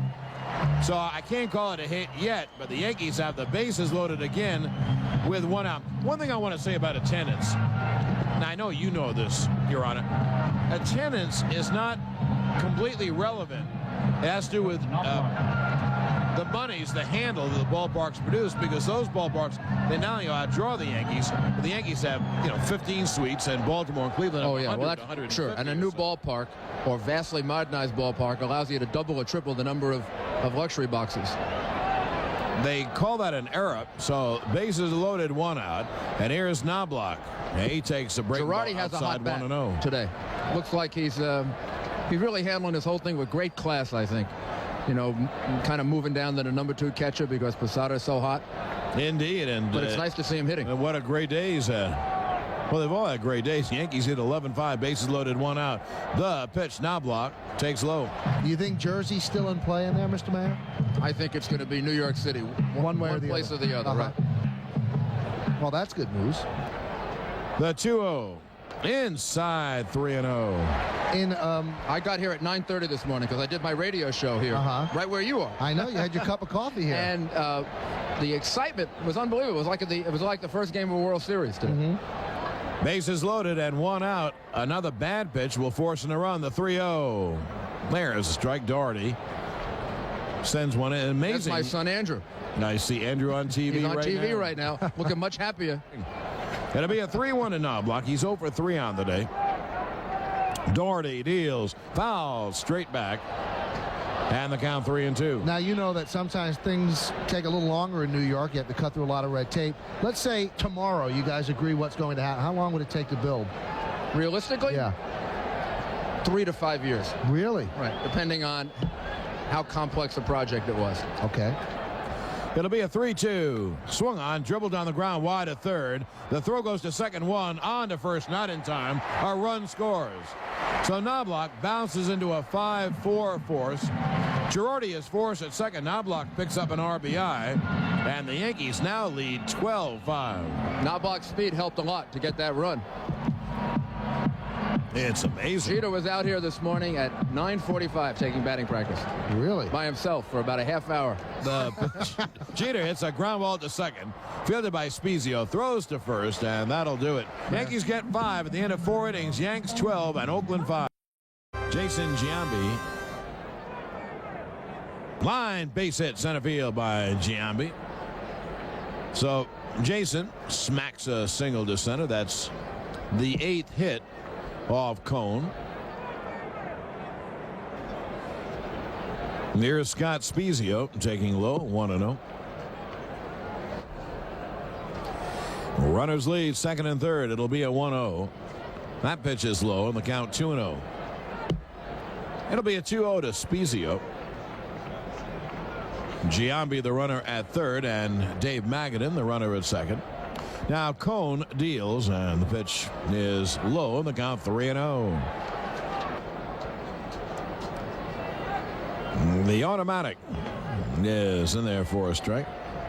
If this goes on, this pattern continues. Well, the pattern continues at the end of 8. It'd be 24-10. But I would have to ask Elias. The 3-1 swung on and nubbed foul up the first baseline. What the record is for most pitches thrown in a game, and if we're close, the runners lead second and third, no one out. It'll be a full count pitch to Scott Spezio. Hammered on the ground at first. Martinez knocks it down, recovers, flips to Cone, in time for the out. A run scores. So Giambi scores. On to third goes Magadan. It's a ribby for Spezio, and it's now a 12-6 ball game Yanks. Well, it's very obvious that the dirt around first base is not giving Tino Martinez a true hop. He was down. He stayed down for that one. It took a last-second hop and really smashed against his chest. He'll have a black and blue there. I think he got him on the chin as well, but he scrambled forward, got it, and flipped the strike to David Cone, who just beat Spezio, but they have to watch out at first base. That's 2 now that Martinez is mishandled. Here's the catcher, A.J. Hinch, who's 2 for 2. Cone deals strike on the inside. The count 0-1. It must be a little strange for Martinez because, you just come off 3 games on artificial turf where all the hops are true.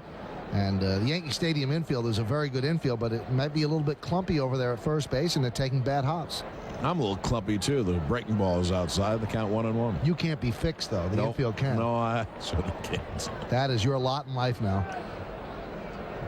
Magadan off third. Cone ready for the 1-1, and Hinch lines it foul down the right field line out of play. And the count 1-2. You know, that's a sobering thought that the mayor gave us. You know, you decide any ballpark, and in New York, you've got to run through a lot of things 3 to 5 years. Other places it gets done in 2. Seattle's going to be done in 2. Milwaukee done in 2. And all the other ballparks were done in 2, but you can't do 2 here in New York. It's just too hard. It's like going cross town. The 1-2 outside. The count 2-2. I have the feeling, John, and I don't know if you agree, that I think the mayor would rather keep it here in the Bronx. Right. I think the Yankees would rather go to Manhattan. Right. I couldn't agree more. I mean, the Manhattan site is really a gold mine, but there's a lot of inherent problems there. The 2-2 is hammered. Base hit between third and short to left field. Magadan scores. Hinch has his 3rd straight hit, and the Yankee lead is now 12-7. Let's say Bornegal gets a base hit here. I don't know if Torrey's going to let him get the 2 outs. I think, Mike, the pitch is a strike. Now, I think if he got Bornegal and Henderson reached, he'd let him go after McDonald. But I think to stay in the game, he's got to get Bornegal, and I think Joe would love to get David the win by going 5. First of all, they have to hold on to the lead. The 0-1 is line. There's a base hit to center field. On to second goes Hinch, and now we'll see if Torrey comes out. So the A's have 2 in, 2 on, and here's Joe, and that's it for David Cone, and we were right. And it's got to be a tough call for Torrey. You know how he feels about Cone, but David Cone had very, very little. Now he'll jog off, but the crowd still gives him a hand. You know, Mike, the Yanks have been given a lot of walks. A's have out hit the Yanks 11-8. They trail 12-7. 2 on, 1 out. Ricky takes a breaking ball, strike. Holmes figures to have a better breaking ball. That mile-high altitude, not very good to breaking balls. Doesn't break much. The 0-1 swung on and line to right field. It's a base hit. O'Neill fields, and they'll hold the runners. Bases loaded, 1 out as O'Neill comes up firing. Hinch did have to play it safe. That's the right thing. You want to make sure the ball gets through. So the A's have the bases loaded and 1 out. And here's Jason McDonald.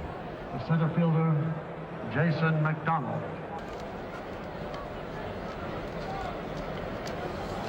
And Oakland is within 1 big hit of getting right back in the game. And they're down by 7 runs a moment ago.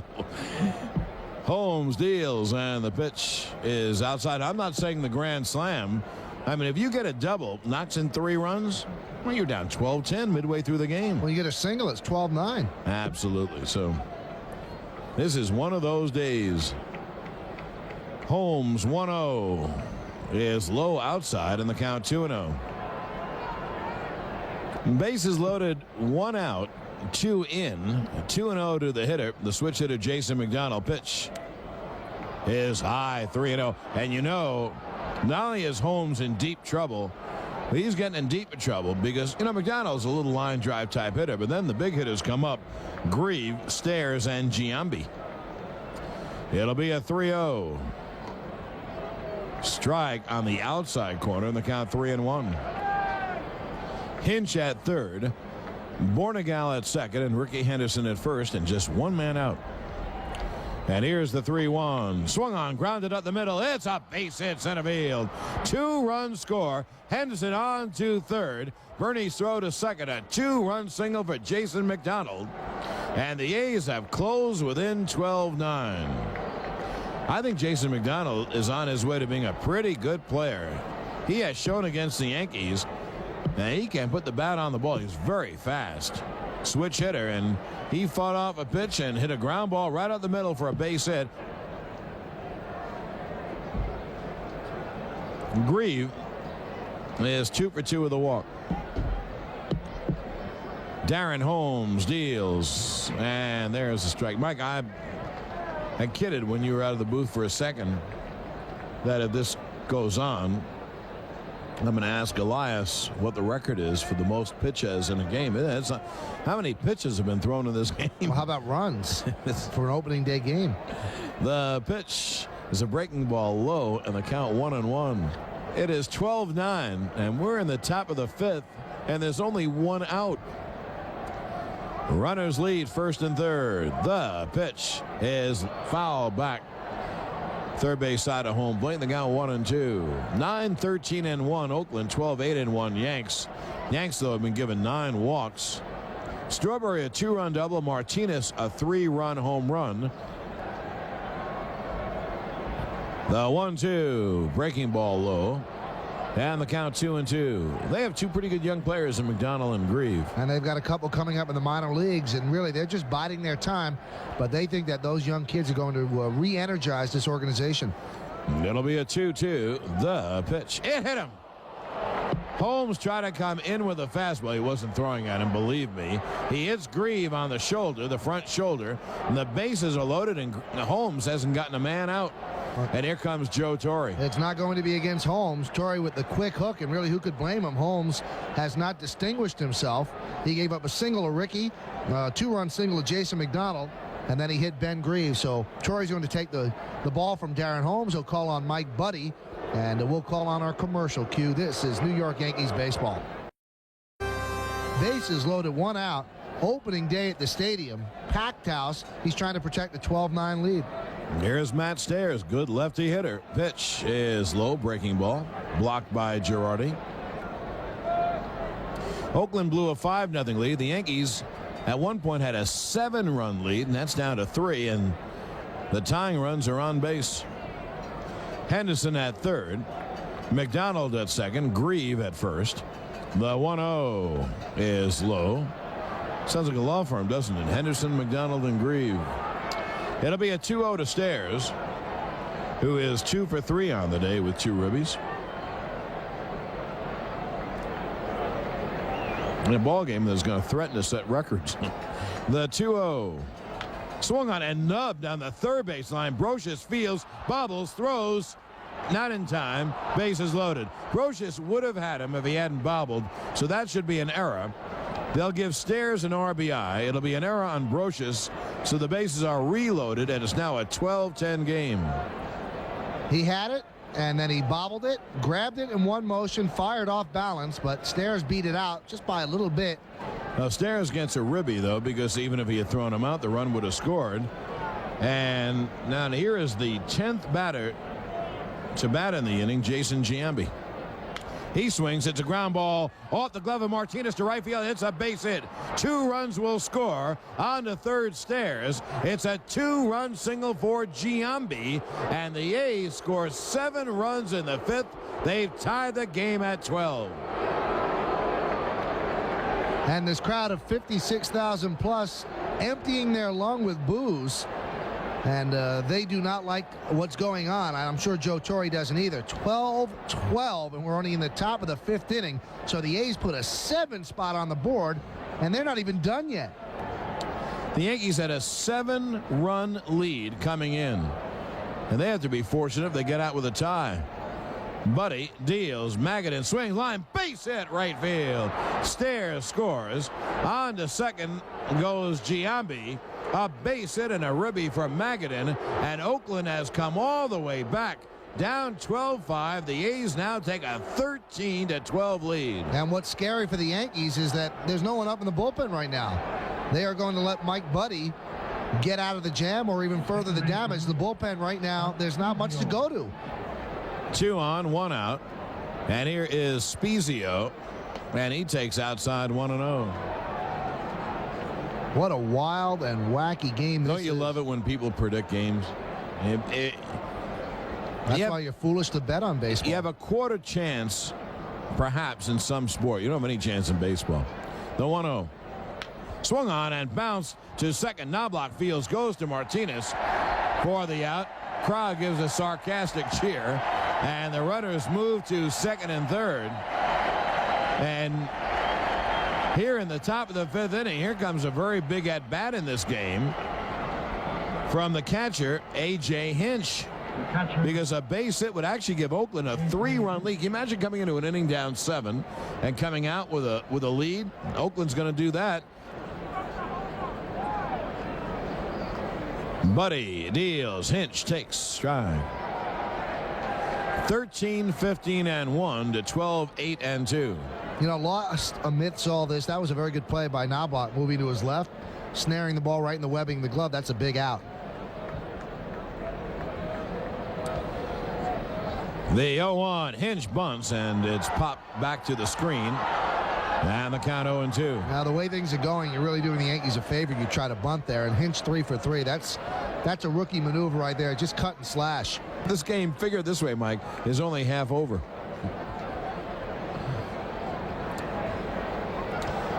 It'll be an 0-2. He struck him out swinging. Oakland scores 8 runs. Yep, 8. At the end of 4.5, 13-12 Oakland. As we hit the bottom of the 5th, here is Michael Kay. You know, we were talking last inning, the Yankees wanted to get David Cone a win. Well, now they just want to get a win. They're trailing 13-12. O'Neill 0 for 2 with a walk and a run scored. The pitch. There's a strike on the outside corner, 0-2. And we are joined, as always, by the Yankee beat writer for the Daily News, Peter Botti. Doherty will work from a stretch. And the 0-2. Just missed outside 1-2. Strange game, don't you think so, Mr. Botti? I think it's been pretty boring, wouldn't you say? I'll tell you what, everybody's getting their money's worth. And since it's such a long game, Yankees are selling a lot concession-wise. So a lot of happy people here. I don't know if people will be able to hold down their food watching this. The 1-2 is inside. 2-2. You know, we were talking during the commercial break, and it's kind of true. Game number 8 for the Yankees right now, and probably enough, the best start has come from Hideki Irabu. The best start and probably the only really solid start. I mean, you know, Andy Pettitte hasn't had a good start yet. The 2-2 is way outside 3-2. Cone has been really knocked around. Someone said the batting average against him over 2 starts is like 360, and he's just, you know, he hasn't looked good at all. I mean, yeah, you're right. I mean, Irabu's start the other night was probably their only acceptable start among their 8. And their bullpen also has not really done the job, and we'll get into that in a moment. The 3-2, foul back to the screen, still 3-2. Darren Holmes has been a little bit of a disappointment after signing a 3-year contract. Yeah, he sure has. Somebody joked that maybe that was Bob Watson's parting gift to the team, but yeah, I mean, he hasn't been impressive in any way, shape, or form in the handful of outings he's had so far. And he really is an outstanding pitcher. He did a great job with Colorado, but so far his first couple of games with the Yankees have not been keepers. Here's the 3-2 to O'Neill, way outside, so another walk. What is that, number 9, John? No, it's number 10. Wow. 10 walks. Yankees only have 8 hits. The fellow on the mound, Jim Doherty, is a local product. He is from Brentwood, Long Island. And as a matter of fact, John, I faced Jim Doherty in high school. Really? As you mentioned, it's funny that you mentioned that. I struck out against him 3 times in 1986. He pitched for Brentwood, and I played for North Babylon. Did he come sidearm like that? No, he was over the top, and he threw pretty hard. And you struck out 3 times. Foul tip the ball? Sure did. I fouled off a couple, and that's about the best I could have done. Hey, at least you got in there. Here's the pitch to Bernie Williams. Fastball right down the middle, 0-1. Now you could really get revenge and just rip him in the Daily News tomorrow. I could rip him, but I suppose, you know, I have to give credit where credit is due, as they say, and you know, like the Yankees have done a couple of times this year, just tip your hat to the pitcher. I trust you'll take a cheap shot, though. That's possible. The 0-1 to Williams is outside 1-1. Here's Bernie Williams, and he is 0 for 0. Been up 3 times and walked 3 times.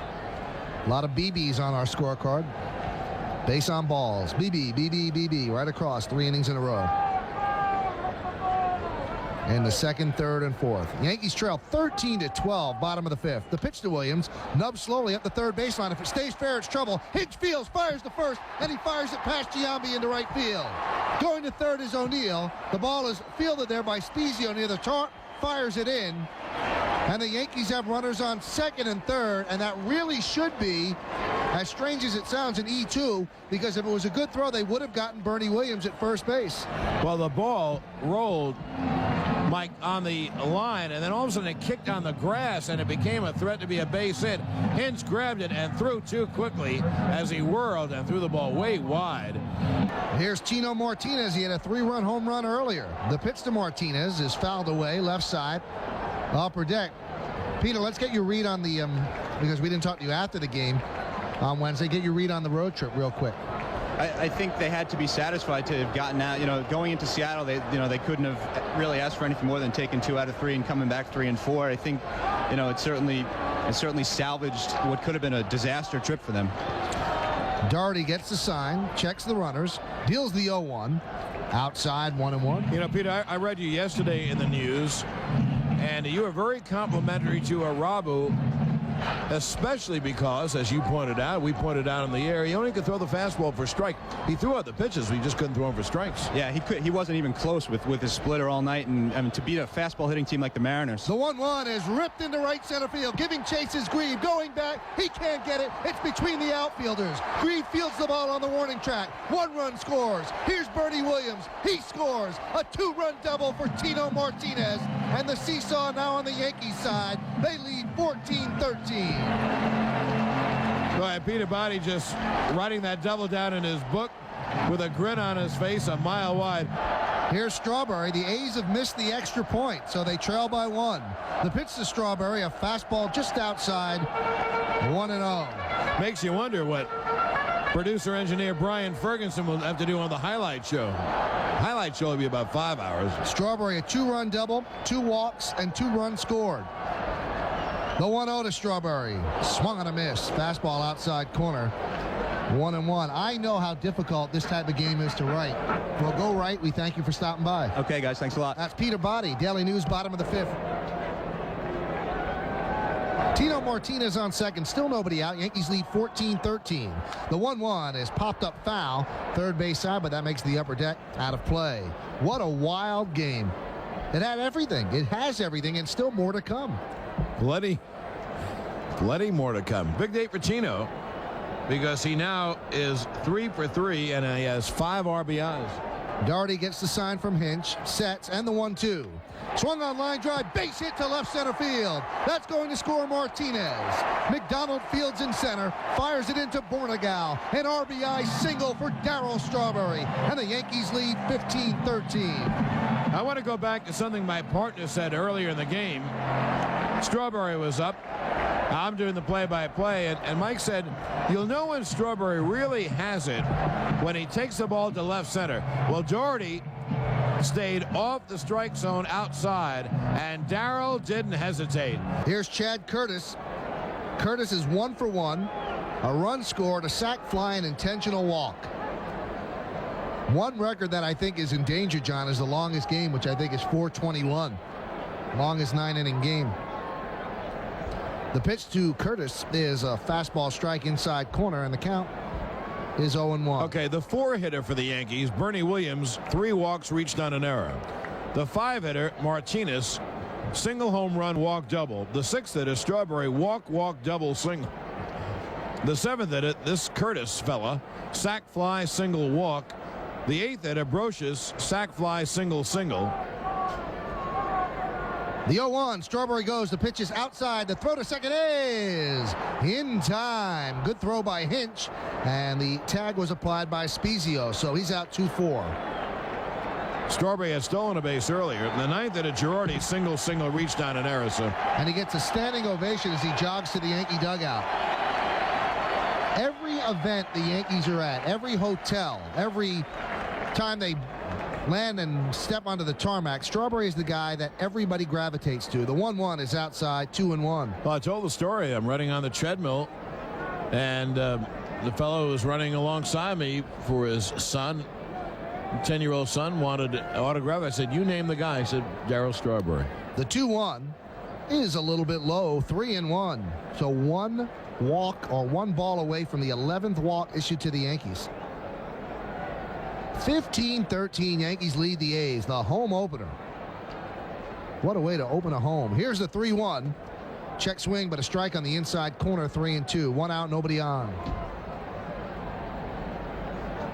Doherty still from the stretch. The 3-2 inside, and there is walk number 11. And again, we are going to see more and more of this. And, you know, you don't want to hammer the point home, but it is certainly the realism of baseball. With 2 additional teams, it's approximately 24 more pitchers that would not have been here last year, and 24 more pitchers that really aren't ready to be in the major leagues. Here's Brocious, 2 for 2 and a sac fly, 4 ribbies. The pitch is swung on and driven to center field. Right there is Jason McDonald. Takes a step to his right, now back to his left, and puts it away. Here is Joe Girardi, and Girardi is 2 for 3, single to right, RBI single to center, and then reached on an E3. So he's now 2 for 11 on the season. Curtis leads off first, held there by Giambi.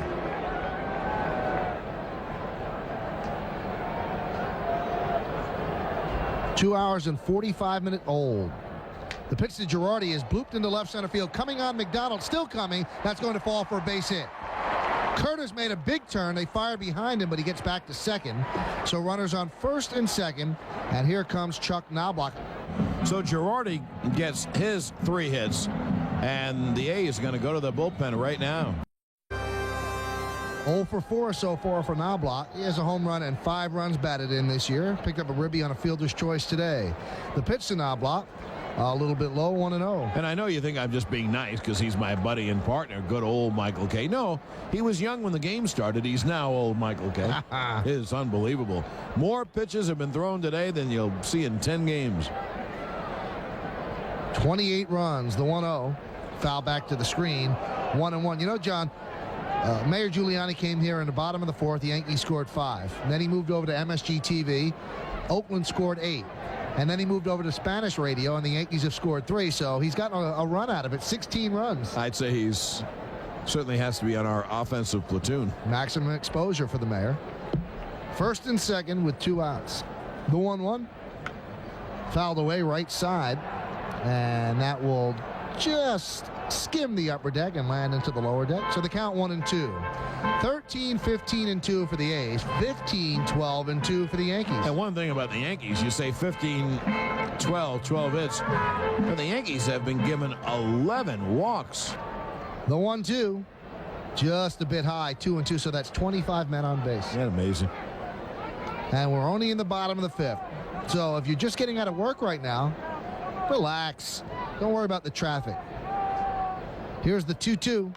Swung on, line drive, base hit up the middle. Rounding third and heading home is Curtis. The ball fielded by McDonald, flips it into Spezio. An RBI single for Knobloch, and the Yankees lead 16-13. And don't forget that if Darryl Strawberry hadn't been thrown out stealing, the A's would have captured only 1 out in this inning. Here's Jeter. The pitch to Jeter. Swung on and grounded to second base. Right there is Spezio. Fields and flips to Giambi. That'll do it for the Yankees in the 5th inning, but they put up a 4 spot at the end of 5. Yankees 16, Oakland 13. Bornegal leading off against Buddy, working from the stretch, and the pitch to Buddy is a bit outside, 1-0. 16-13 Yankees. Brocious right on the lip of the grass at third. Everybody else straight away. The 1-0 to the righty swinging Bornegal, and there's a strike on the inside corner. It's 1-1.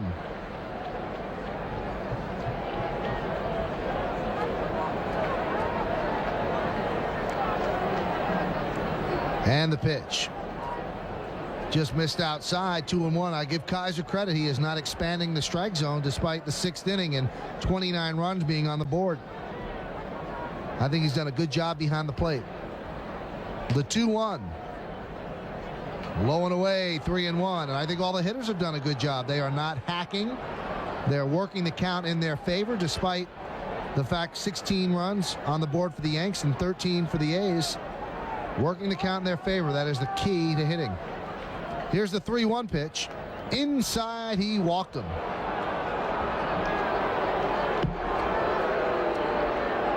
The 16 runs for the Yankees is a Yankee record for most runs scored on the home opener. And here's Ricky Henderson with the runner on first, nobody out.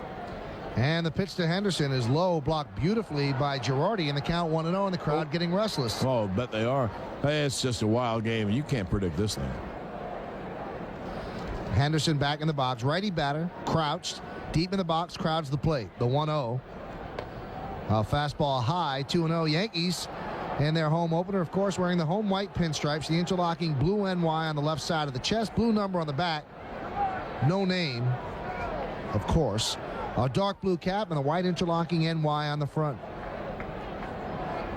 Buddy sets, and the 2-0 to Ricky. Squares the bunt, pulls the bat back, and he takes strike on the outside corner, 2-1. Derisive cheers out of the crowd.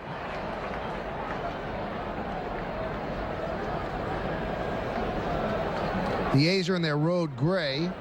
Oakland in script across the chest in green, outlined in gold. number on the front of the uniform left side. The 2-1 is a strike. No, they call it a ball on the outside part of the plate. 3-1. They wear a green cap with a yellow A''S on the front. Number name on the back. Same color combo, green, outlined in gold. And they all wear white spikes with green stripes. The runner goes. The 3-1 is swung on and drilled deep to center field. Going back, Bernie Williams still back in right center. He has a beat on it and puts it away for the first out of the inning. Heading back to first is Bornegal. Very surprising they started the runner there. Yeah, I'm surprised. Ricky swung at pitch up, and he couldn't get on top of it. He had a long fly ball, but Bernie ran it down. Jason McDonald at the plate, and he deals. Buddy throws a strike, 0-1. Kerry Wood is, I think he's a right-hander, though, but he is supposed to have a 95-mile-an-hour fastball and a Koufax curve. They call him a combination of Koufax and Clemens. It's, well, that ought to be pretty good.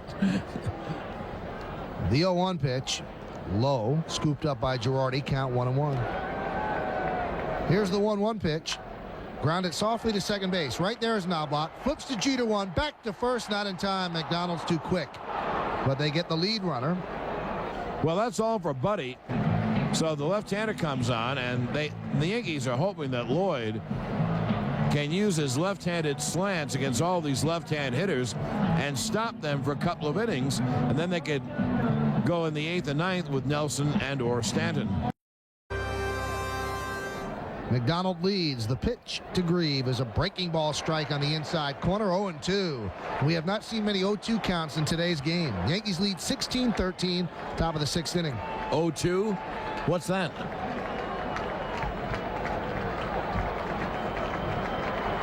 Lloyd deals the 0-2 way outside with a slider and the count 1-2. McDonald leads at first, held there by Tino Martinez. He goes, the 1-2, breaking ball is high, no throw. A stolen base for McDonald.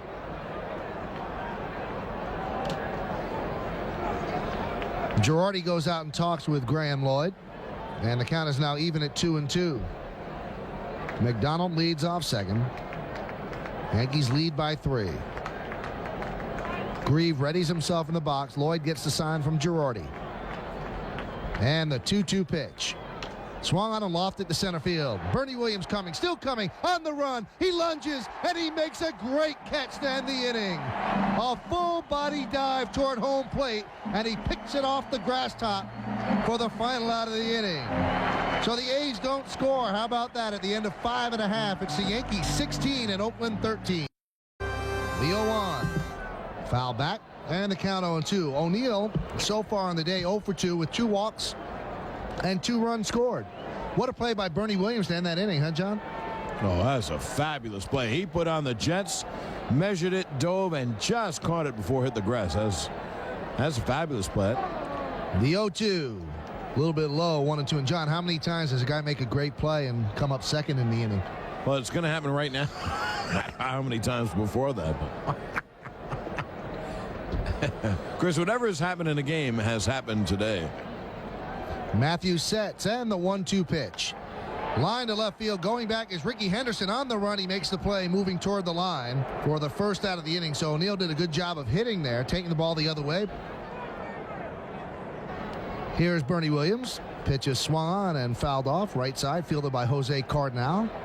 And he tosses the ball into the stands. Switch hitter Bernie Williams goes from the left side, and the 0-1 pitch. Fouled away, left side, out of play.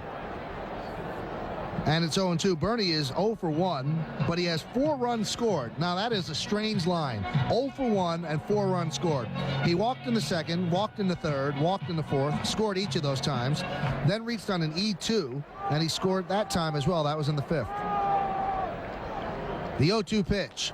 Hit slowly right side. Coming off the mound is Matthews. Bare hands, fires. And Giambi dropped the ball. He is safe. Let's see how they score that. It might have hit into Bernie Williams. I don't know. But Giambi had to reach his glove into the path of the runner. And I think he was thinking Harmon Killebrew because he could have broken his arm. Well, I have seen that happen to a lot of first basemen. I think they're calling out Bernie Williams because they say he interfered and ran in the baseline. Well, let's see. He is out. How did they score that? Is that the put out for the first baseman? Right. Here's Tino Martinez. And the pitch. Swung and a miss. Fastball up and in. The count 0-1. Martinez, who came into the game hitting .214, 6 for 28 with his 3 for 3, is up to .290. So early in the season, bad starts are very forgiving because a good day gets you right back up to where you should be. The 0-1. Good crackling fastball, but outside the strike zone. The count 1-1. 13 for the A's, 16 for the Yankees. Bottom of the 6th inning, 2 outs, nobody on. The 1-1. Breaking ball low and away, 2-1. Yankees in home openers in their history, 60-34 with 1 tie. And that's the best record this century among the 16 pre-expansion era teams. That pitch is outside, 3-1. 2 expansion era teams have a better record percentage-wise in home openers. Toronto 17-5 and Seattle 15-7, but 60-34-1, pretty good Yankee home opener record. The 3-1 is a strike on the outside corner. The count 3-2.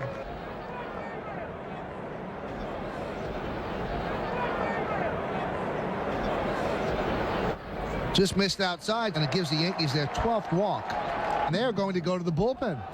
Well, I guess they want to keep Strawberry in the ballpark. Or out of the game. Do you think they might pinch hit? I don't think I would. The Yanks lead by 3, and you may need him later on. The Yankees do have 3 switch hitters on the bench, and Raines, Swaim, and Posada. Of course, Posada won't be used because you got to keep your backup catcher. Yeah, I think I'd set up Straw against Buddy Groom. Buddy Groom and his orchestra. How about that stat? That's going to leave Art House scratching his head deep in the night. 12 walks. You know, let them hit the ball. Here's Strawberry against the lefty, and the first pitch is a strike on the inside corner, 0-1. Strawberry, 2 walks, 2 for 2, a double and a single, 3 runs batted in, 2 runs scored. Well, if he stays healthy, it's scary to think what he could do. The 0-1 is a strike on the inside corner, a fastball, 0-2. Well, it really is important. Strawberry is really ready for a heck of a year. The 0-2. Breaking ball, strike 3. Strawberry down looking. Good pitch by Groom, and the Yankees don't score in the 6th and leave 1. At the end of 6, Yankees 16, Oakland 13. Well, 3 lefties due up for the A's: Stairs, Giambi, and Magadan, and they'll face Gray and Lloyd. Yankees lead 16-13. Here's Matt Stairs, and the pitch from Lloyd is a cutter outside, 1-0. Now, the A's do not have a lot of right-hand hitters. Mike Blowers on the bench, Jack Voigt, and the backup catcher, Mike McFarland, are right-hand hitters. 1-0 to Stairs. Fastball, 2-seamer, low and inside, 2-0. You know what'll happen, though? All these lefty hitters, they're going to get much better hitting lefty pitches because they're going to see a lot of lefty pitchers. Stairs 2 for 4, and the 2-0. There's a strike. There's a slider whispered across the outside corner. An effective pitch for Lloyd, and he had a great deal of success with it in spring training. And he also can use that against righties. Here's the 2-1. There's a strike. There's a 2-seamer on the inside corner, 2-2. So he gets you in and has you look away as well. Really gives him a weapon that he didn't have last year. He didn't master that slider or cutter, whichever way you'd like to refer to it. The 2-2 pitch. Swung and a miss. He got him on the fastball inside. Stairs turns around and asks Ken Kaiser, was that a strike? I don't know what Kaiser said, but it looked like a pretty good pitch from up here. It's Lloyd for the lefty hitters. Now Jeff Nelson gets up and starts to throw in the bullpen, and he probably will inherit the pitching mound for the Yanks when Hinch comes up. Pitch to Giambi is a fastball inside, 1-0. Giambi is 2 for 4, struck out looking in the first, fly to center in the second. And it's not just lefty-righty, too. But they don't want to wear Lloyd out. They're going to need Lloyd. Pitch to Giambi is fouled away left side into the seats, and the count quickly 1-1. And Giambi was also 2 for 2 in the 5th inning alone with a run scored and 2 ribbies. Lloyd deals the 1-1, a little bit low, 2-1.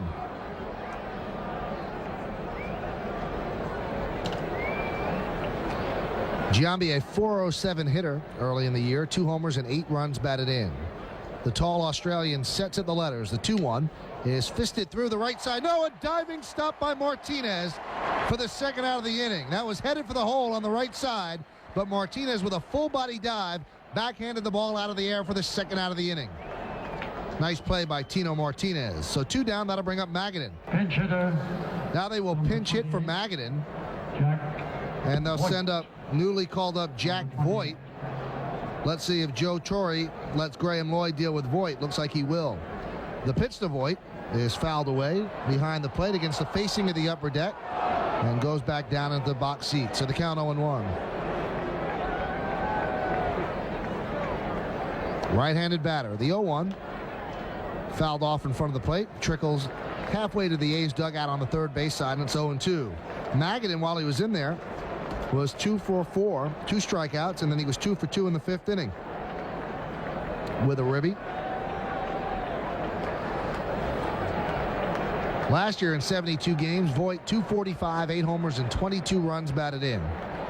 The 0-2.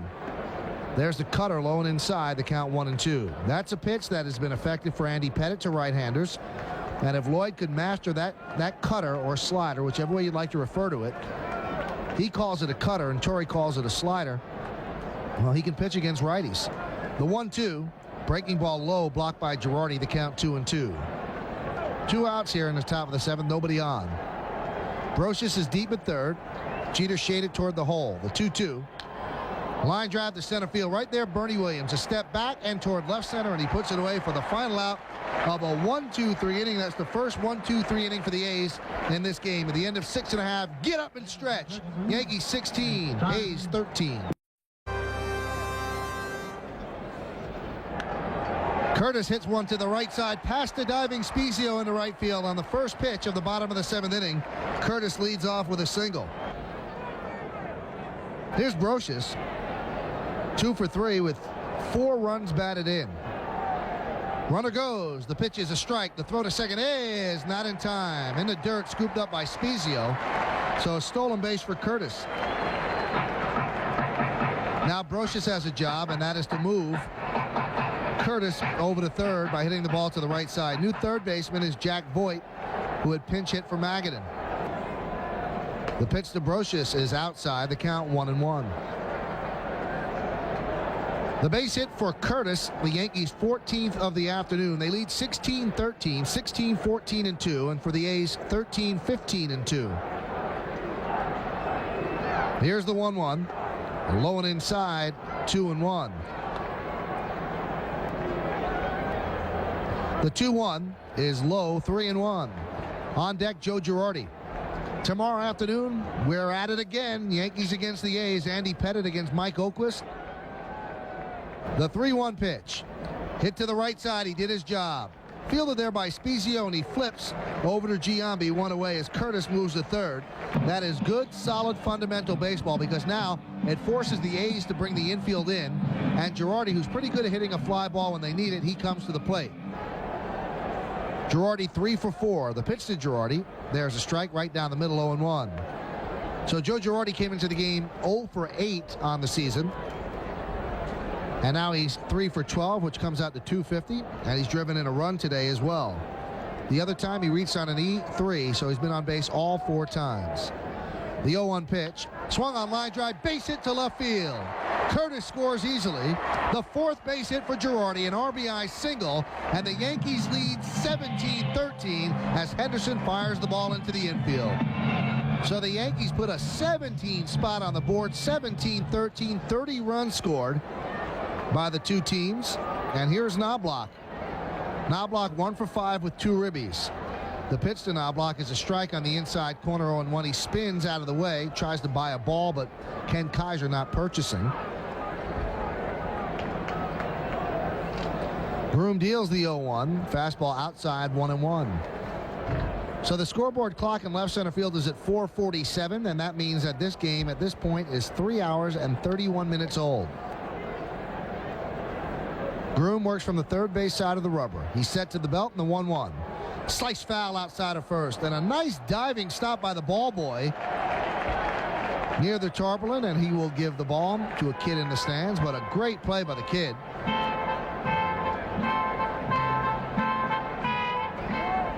The 2-2, rounded right back up the middle.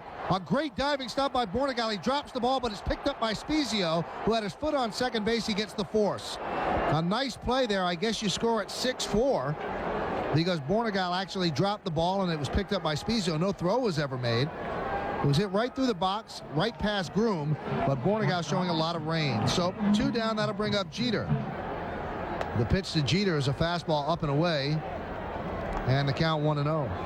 And Jeff Nelson works in the bullpen, so they wouldn't work Jeff Nelson if he's not coming in. Joe Torre and Mel Stottlemyre great at that. They don't burn pitches out in the bullpen. The 1-0 pitch fouled away right side out of play. And the reason, Lloyd pitched very well. He gave a little bit of semblance of sanity to this game. Yankees may need him tomorrow or Sunday, so they don't want Lloyd to overextend himself. So Nelson will undoubtedly come on to start the 8th.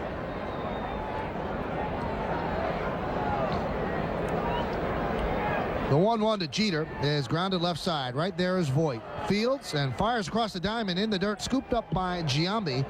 And that'll do it for the Yankees in the 7th inning, but they get another run on 2 hits. They leave one at the end of 7 full. Yankees 17, Oakland 13. 8th inning, Yankees lead 17-13. Spezio leads off against Lloyd, and here's John. And there's a strike. Maybe they want Lloyd to keep Spezio to the right side. Nelson continues to throw in the bullpen, but right now Lloyd is the pitcher. And Spezio, it's a fly ball down the left field line. A long word for Curtis. He makes a one-handed running catch in the corner. Spezio didn't miss by much. And Curtis caught it a couple of steps before the wall. And there's one away. Lloyd has been terrific today. And here comes Joe Torre. And he's going to make a move. He'll go to the bullpen, bring in Nelson. Anyway, A.J. Hinch steps in. Hinch is 3 for 4. And Nelson, not in a save situation, but the Yankees would like to nail this game down. He has to get 5 outs. And here's John Sterling.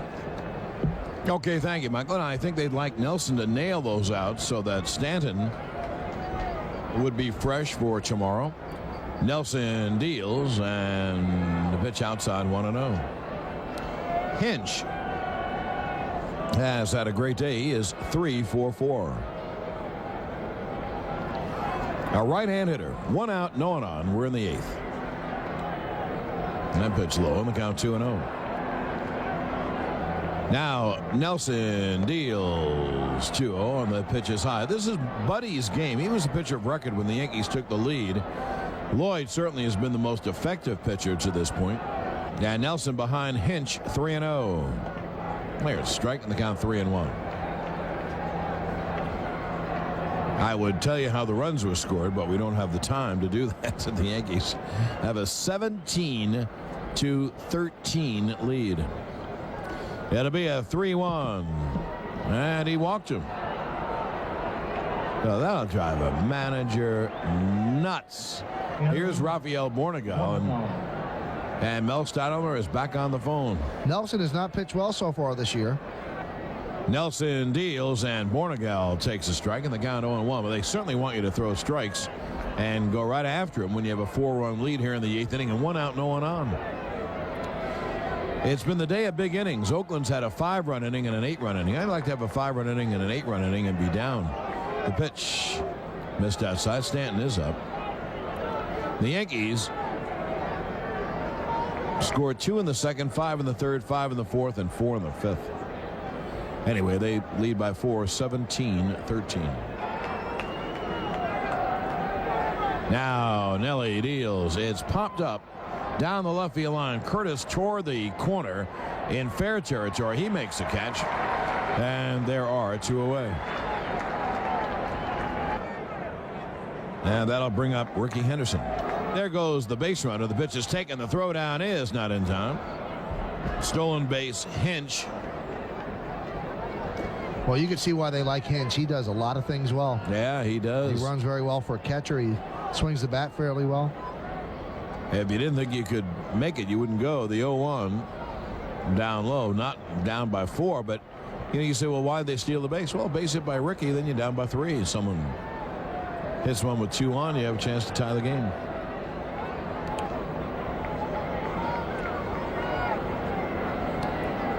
It'll be a 1-1. Breaking ball strike, and the count 1-2. Henderson is 1 for 5. 2 outs here in the top of the 8th, and Nelly deals way outside.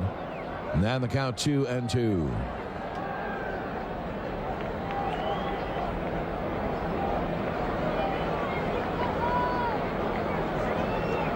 Stanton getting ready in the bullpen. Big lefty hitters come up.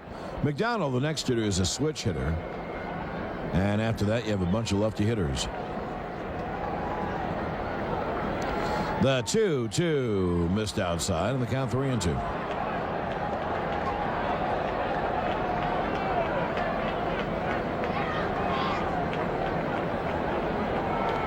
Yankees are 4 outs away from evening their record at 4-4. Here's the payoff, and Henderson takes inside ball 4. So Nelson walks 2 men.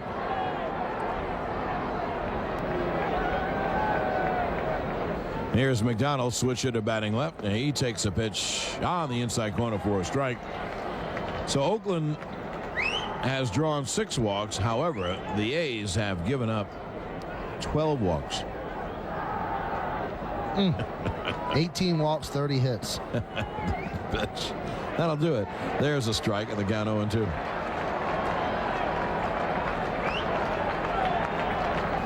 It'll be an 0-2 to McDonald. Nelson deals. Swung on, hit in the air to left field. Curtis back, away back in left field. Staggers and makes the catch. So Curtis makes all 3 putouts. Nelson wriggles out of trouble. No runs, no hits, 2 left to the end of 7.5. It's 17-13 Yanks. Here's O'Neill to lead it off. He has walked twice today. And Groom deals low 1-0. Lefty to lefty, Buddy Groom to Paul O'Neill as we hit the bottom of the 8th inning. The 1-0 swung on, hit hard on the ground to short. Bornegal bobbles it, Fields throws in time, 1 away. Here's Bernie Williams. The pitch is fouled straight back. And the count 0-1.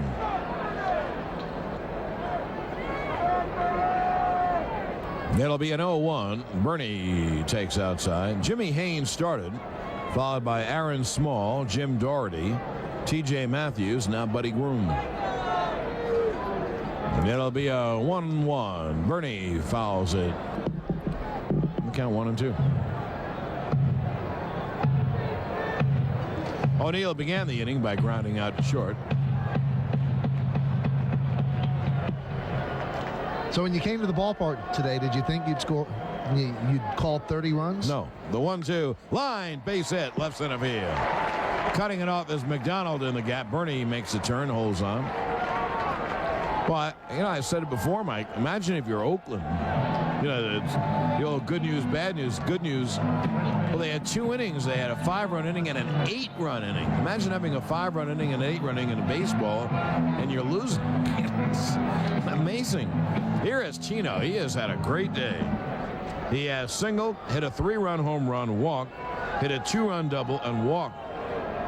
So 3 for 3 and 5 ribbies and his first home run. Groom deals up high, 1-0.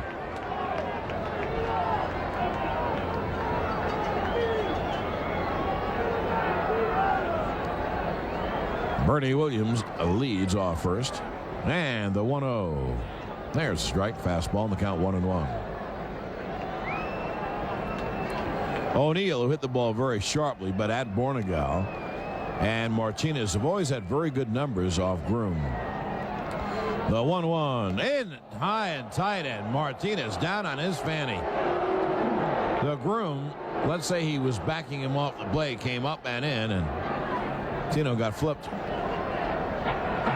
I think that was a message pitch. I don't think he was trying to hit him. I think he's just moving him off the plate, although you shouldn't throw at somebody's head. You throw at their chest. Although Don Mattingly used to tell me that the easiest pitch to get out of the way of is the one right at your head. The 2-1 swung on and hit in the air to deep left center. McDonald way back in left center. He makes a great catch at the wall. Jason McDonald ran it down. And that's the second out of the inning. Here's right-hand hitting Shane Spencer. The pitch caught on him, missed. He threw it by him. Spencer had 30 homers last year in Columbus. He had a low average, hit around 240. What a thrill this must be for him. Indeed. He's 26 years old. Groom checks Bernie and deals. Cut on, missed in the count 0-2. He also had 105 strikeouts, so he swings and misses a little bit. That was in 452 at bats, so 25% of the time he struck out. And that's why he had the low average of 241, but 30 homers and 86 ribbies. The previous year, 29 homers and 89 ribbies in Norwich. Hit 253 there. It'll be an 0-2. They pick Bernie off. The throw to second base is wide, and Bernie is out. So it's a caught stealing 1-3-6. And for the Yankees, no runs, 1 hit, no one left. At the end of 8 innings of play, it's 17-13 Yanks. Grieve has singled twice, walked, been hit by a pitch, and actually was robbed of a hit by Bernie last time. Bernie made a great catch. The 1-1 is up high in the count 2-1. What time was the first pitch? 1:16. It is a 4-hour game. You rounded it off. It's really 3:59 at this point. The 2-1, as is my want. And there's a strike at the knees, the count 2-2. Now it's 4 hours.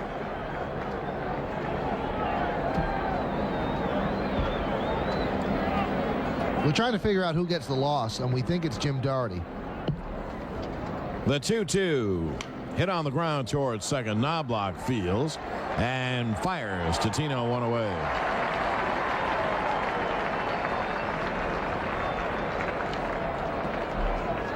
Now 1 down. And here's Matt Stairs. Tomorrow we are on the air at 1:05 pregame, 1:35 play-by-play. Matt Stairs. And Andy Pettit against right-handed Mike Oquist. Pettit needs a good outing. He hasn't had a good outing yet either. Nelson deals. Stairs takes low, 1-0. Then on Sunday, Ramiro Mendoza, who actually had a pretty good start, pitches against the knuckleballer Tom Candiotti. Fastball high, the count 2-0. Usually when it's 17-13 one day, and the next day you get a 2-1 game. We'll see if it is tomorrow. The pitch to Stairs is fouled away. Hitters love this. Pitchers hate it.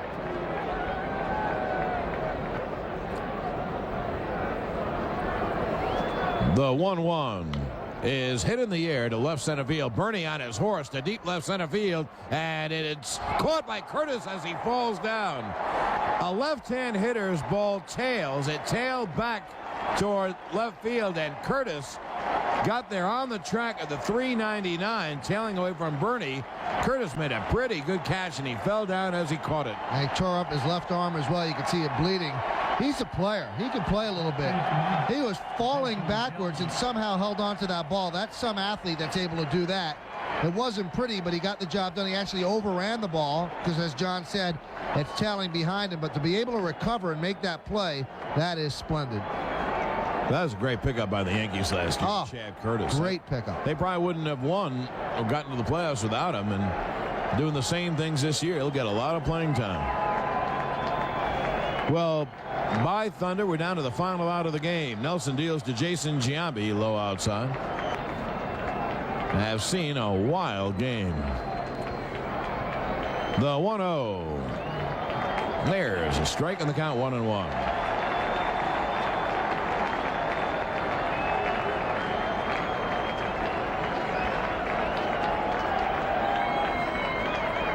The 1-1 to Giambi, fouled away.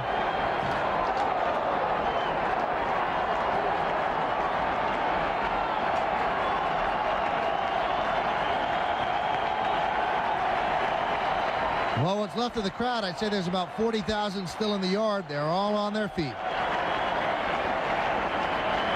That'll be a 1-2 to the left-hand hitter, Jason Giambi. Here's the 1-2. Chopped up the middle. Knobloch behind second. Throws off balance. Not in time. As Giambi legs it out, the ball game is still alive. You know what Knobloch might have done? I think he'll think about it next time. To flip to Jeter, who's coming across the other way, and Jeter might have nailed him. Giambi doesn't run very well. And Jeter was walking past him, And I think Jeter might have said just that, because he's throwing against his body, and although he has a very good arm, all of his momentum is moving out toward left field. Then he has to throw against that momentum and against his body, and he threw a two-hopper to Tino Martinez. Maybe you could make that play on artificial turf, but not on dirt. Now here's Jack Voigt, right-hand hitter, and he takes a breaking ball strike.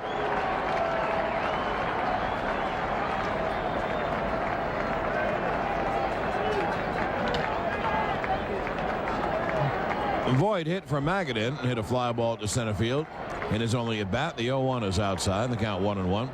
Scott Spezio is on deck, and Mike Stanton is up in the bullpen. Don't tell Joe Torre this game is over. He doesn't believe it for a minute. He might have Stanton turn Spezio around. I think they prefer him as a right-hand hitter. It'll be a 1-1. Foul back, and count 1-2. Well, all Nelson has to do is get Voigt, and they don't have to worry about it, and they save Stanton for tomorrow.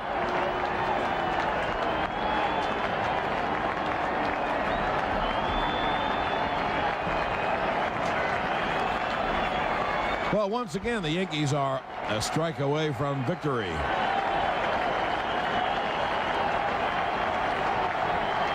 The 1-2. Strike 3 is called. Ball game over. Yankees win. The Yankees win. The Yankees' 17 runs that afternoon was the most they had scored in a home opener since 1955. I think the Times headline the next day was appropriate. Babe, Mickey, and Joe D never saw one like this. Nor had I. I'll be back right after this.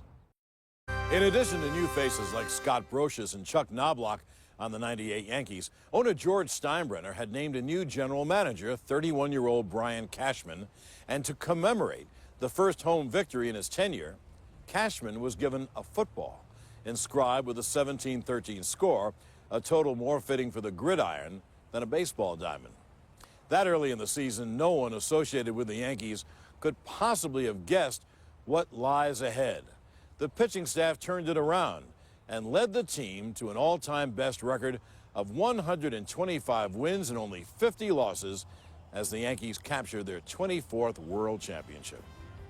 Well, that'll do it for this edition of Yankee Classics. I'm John.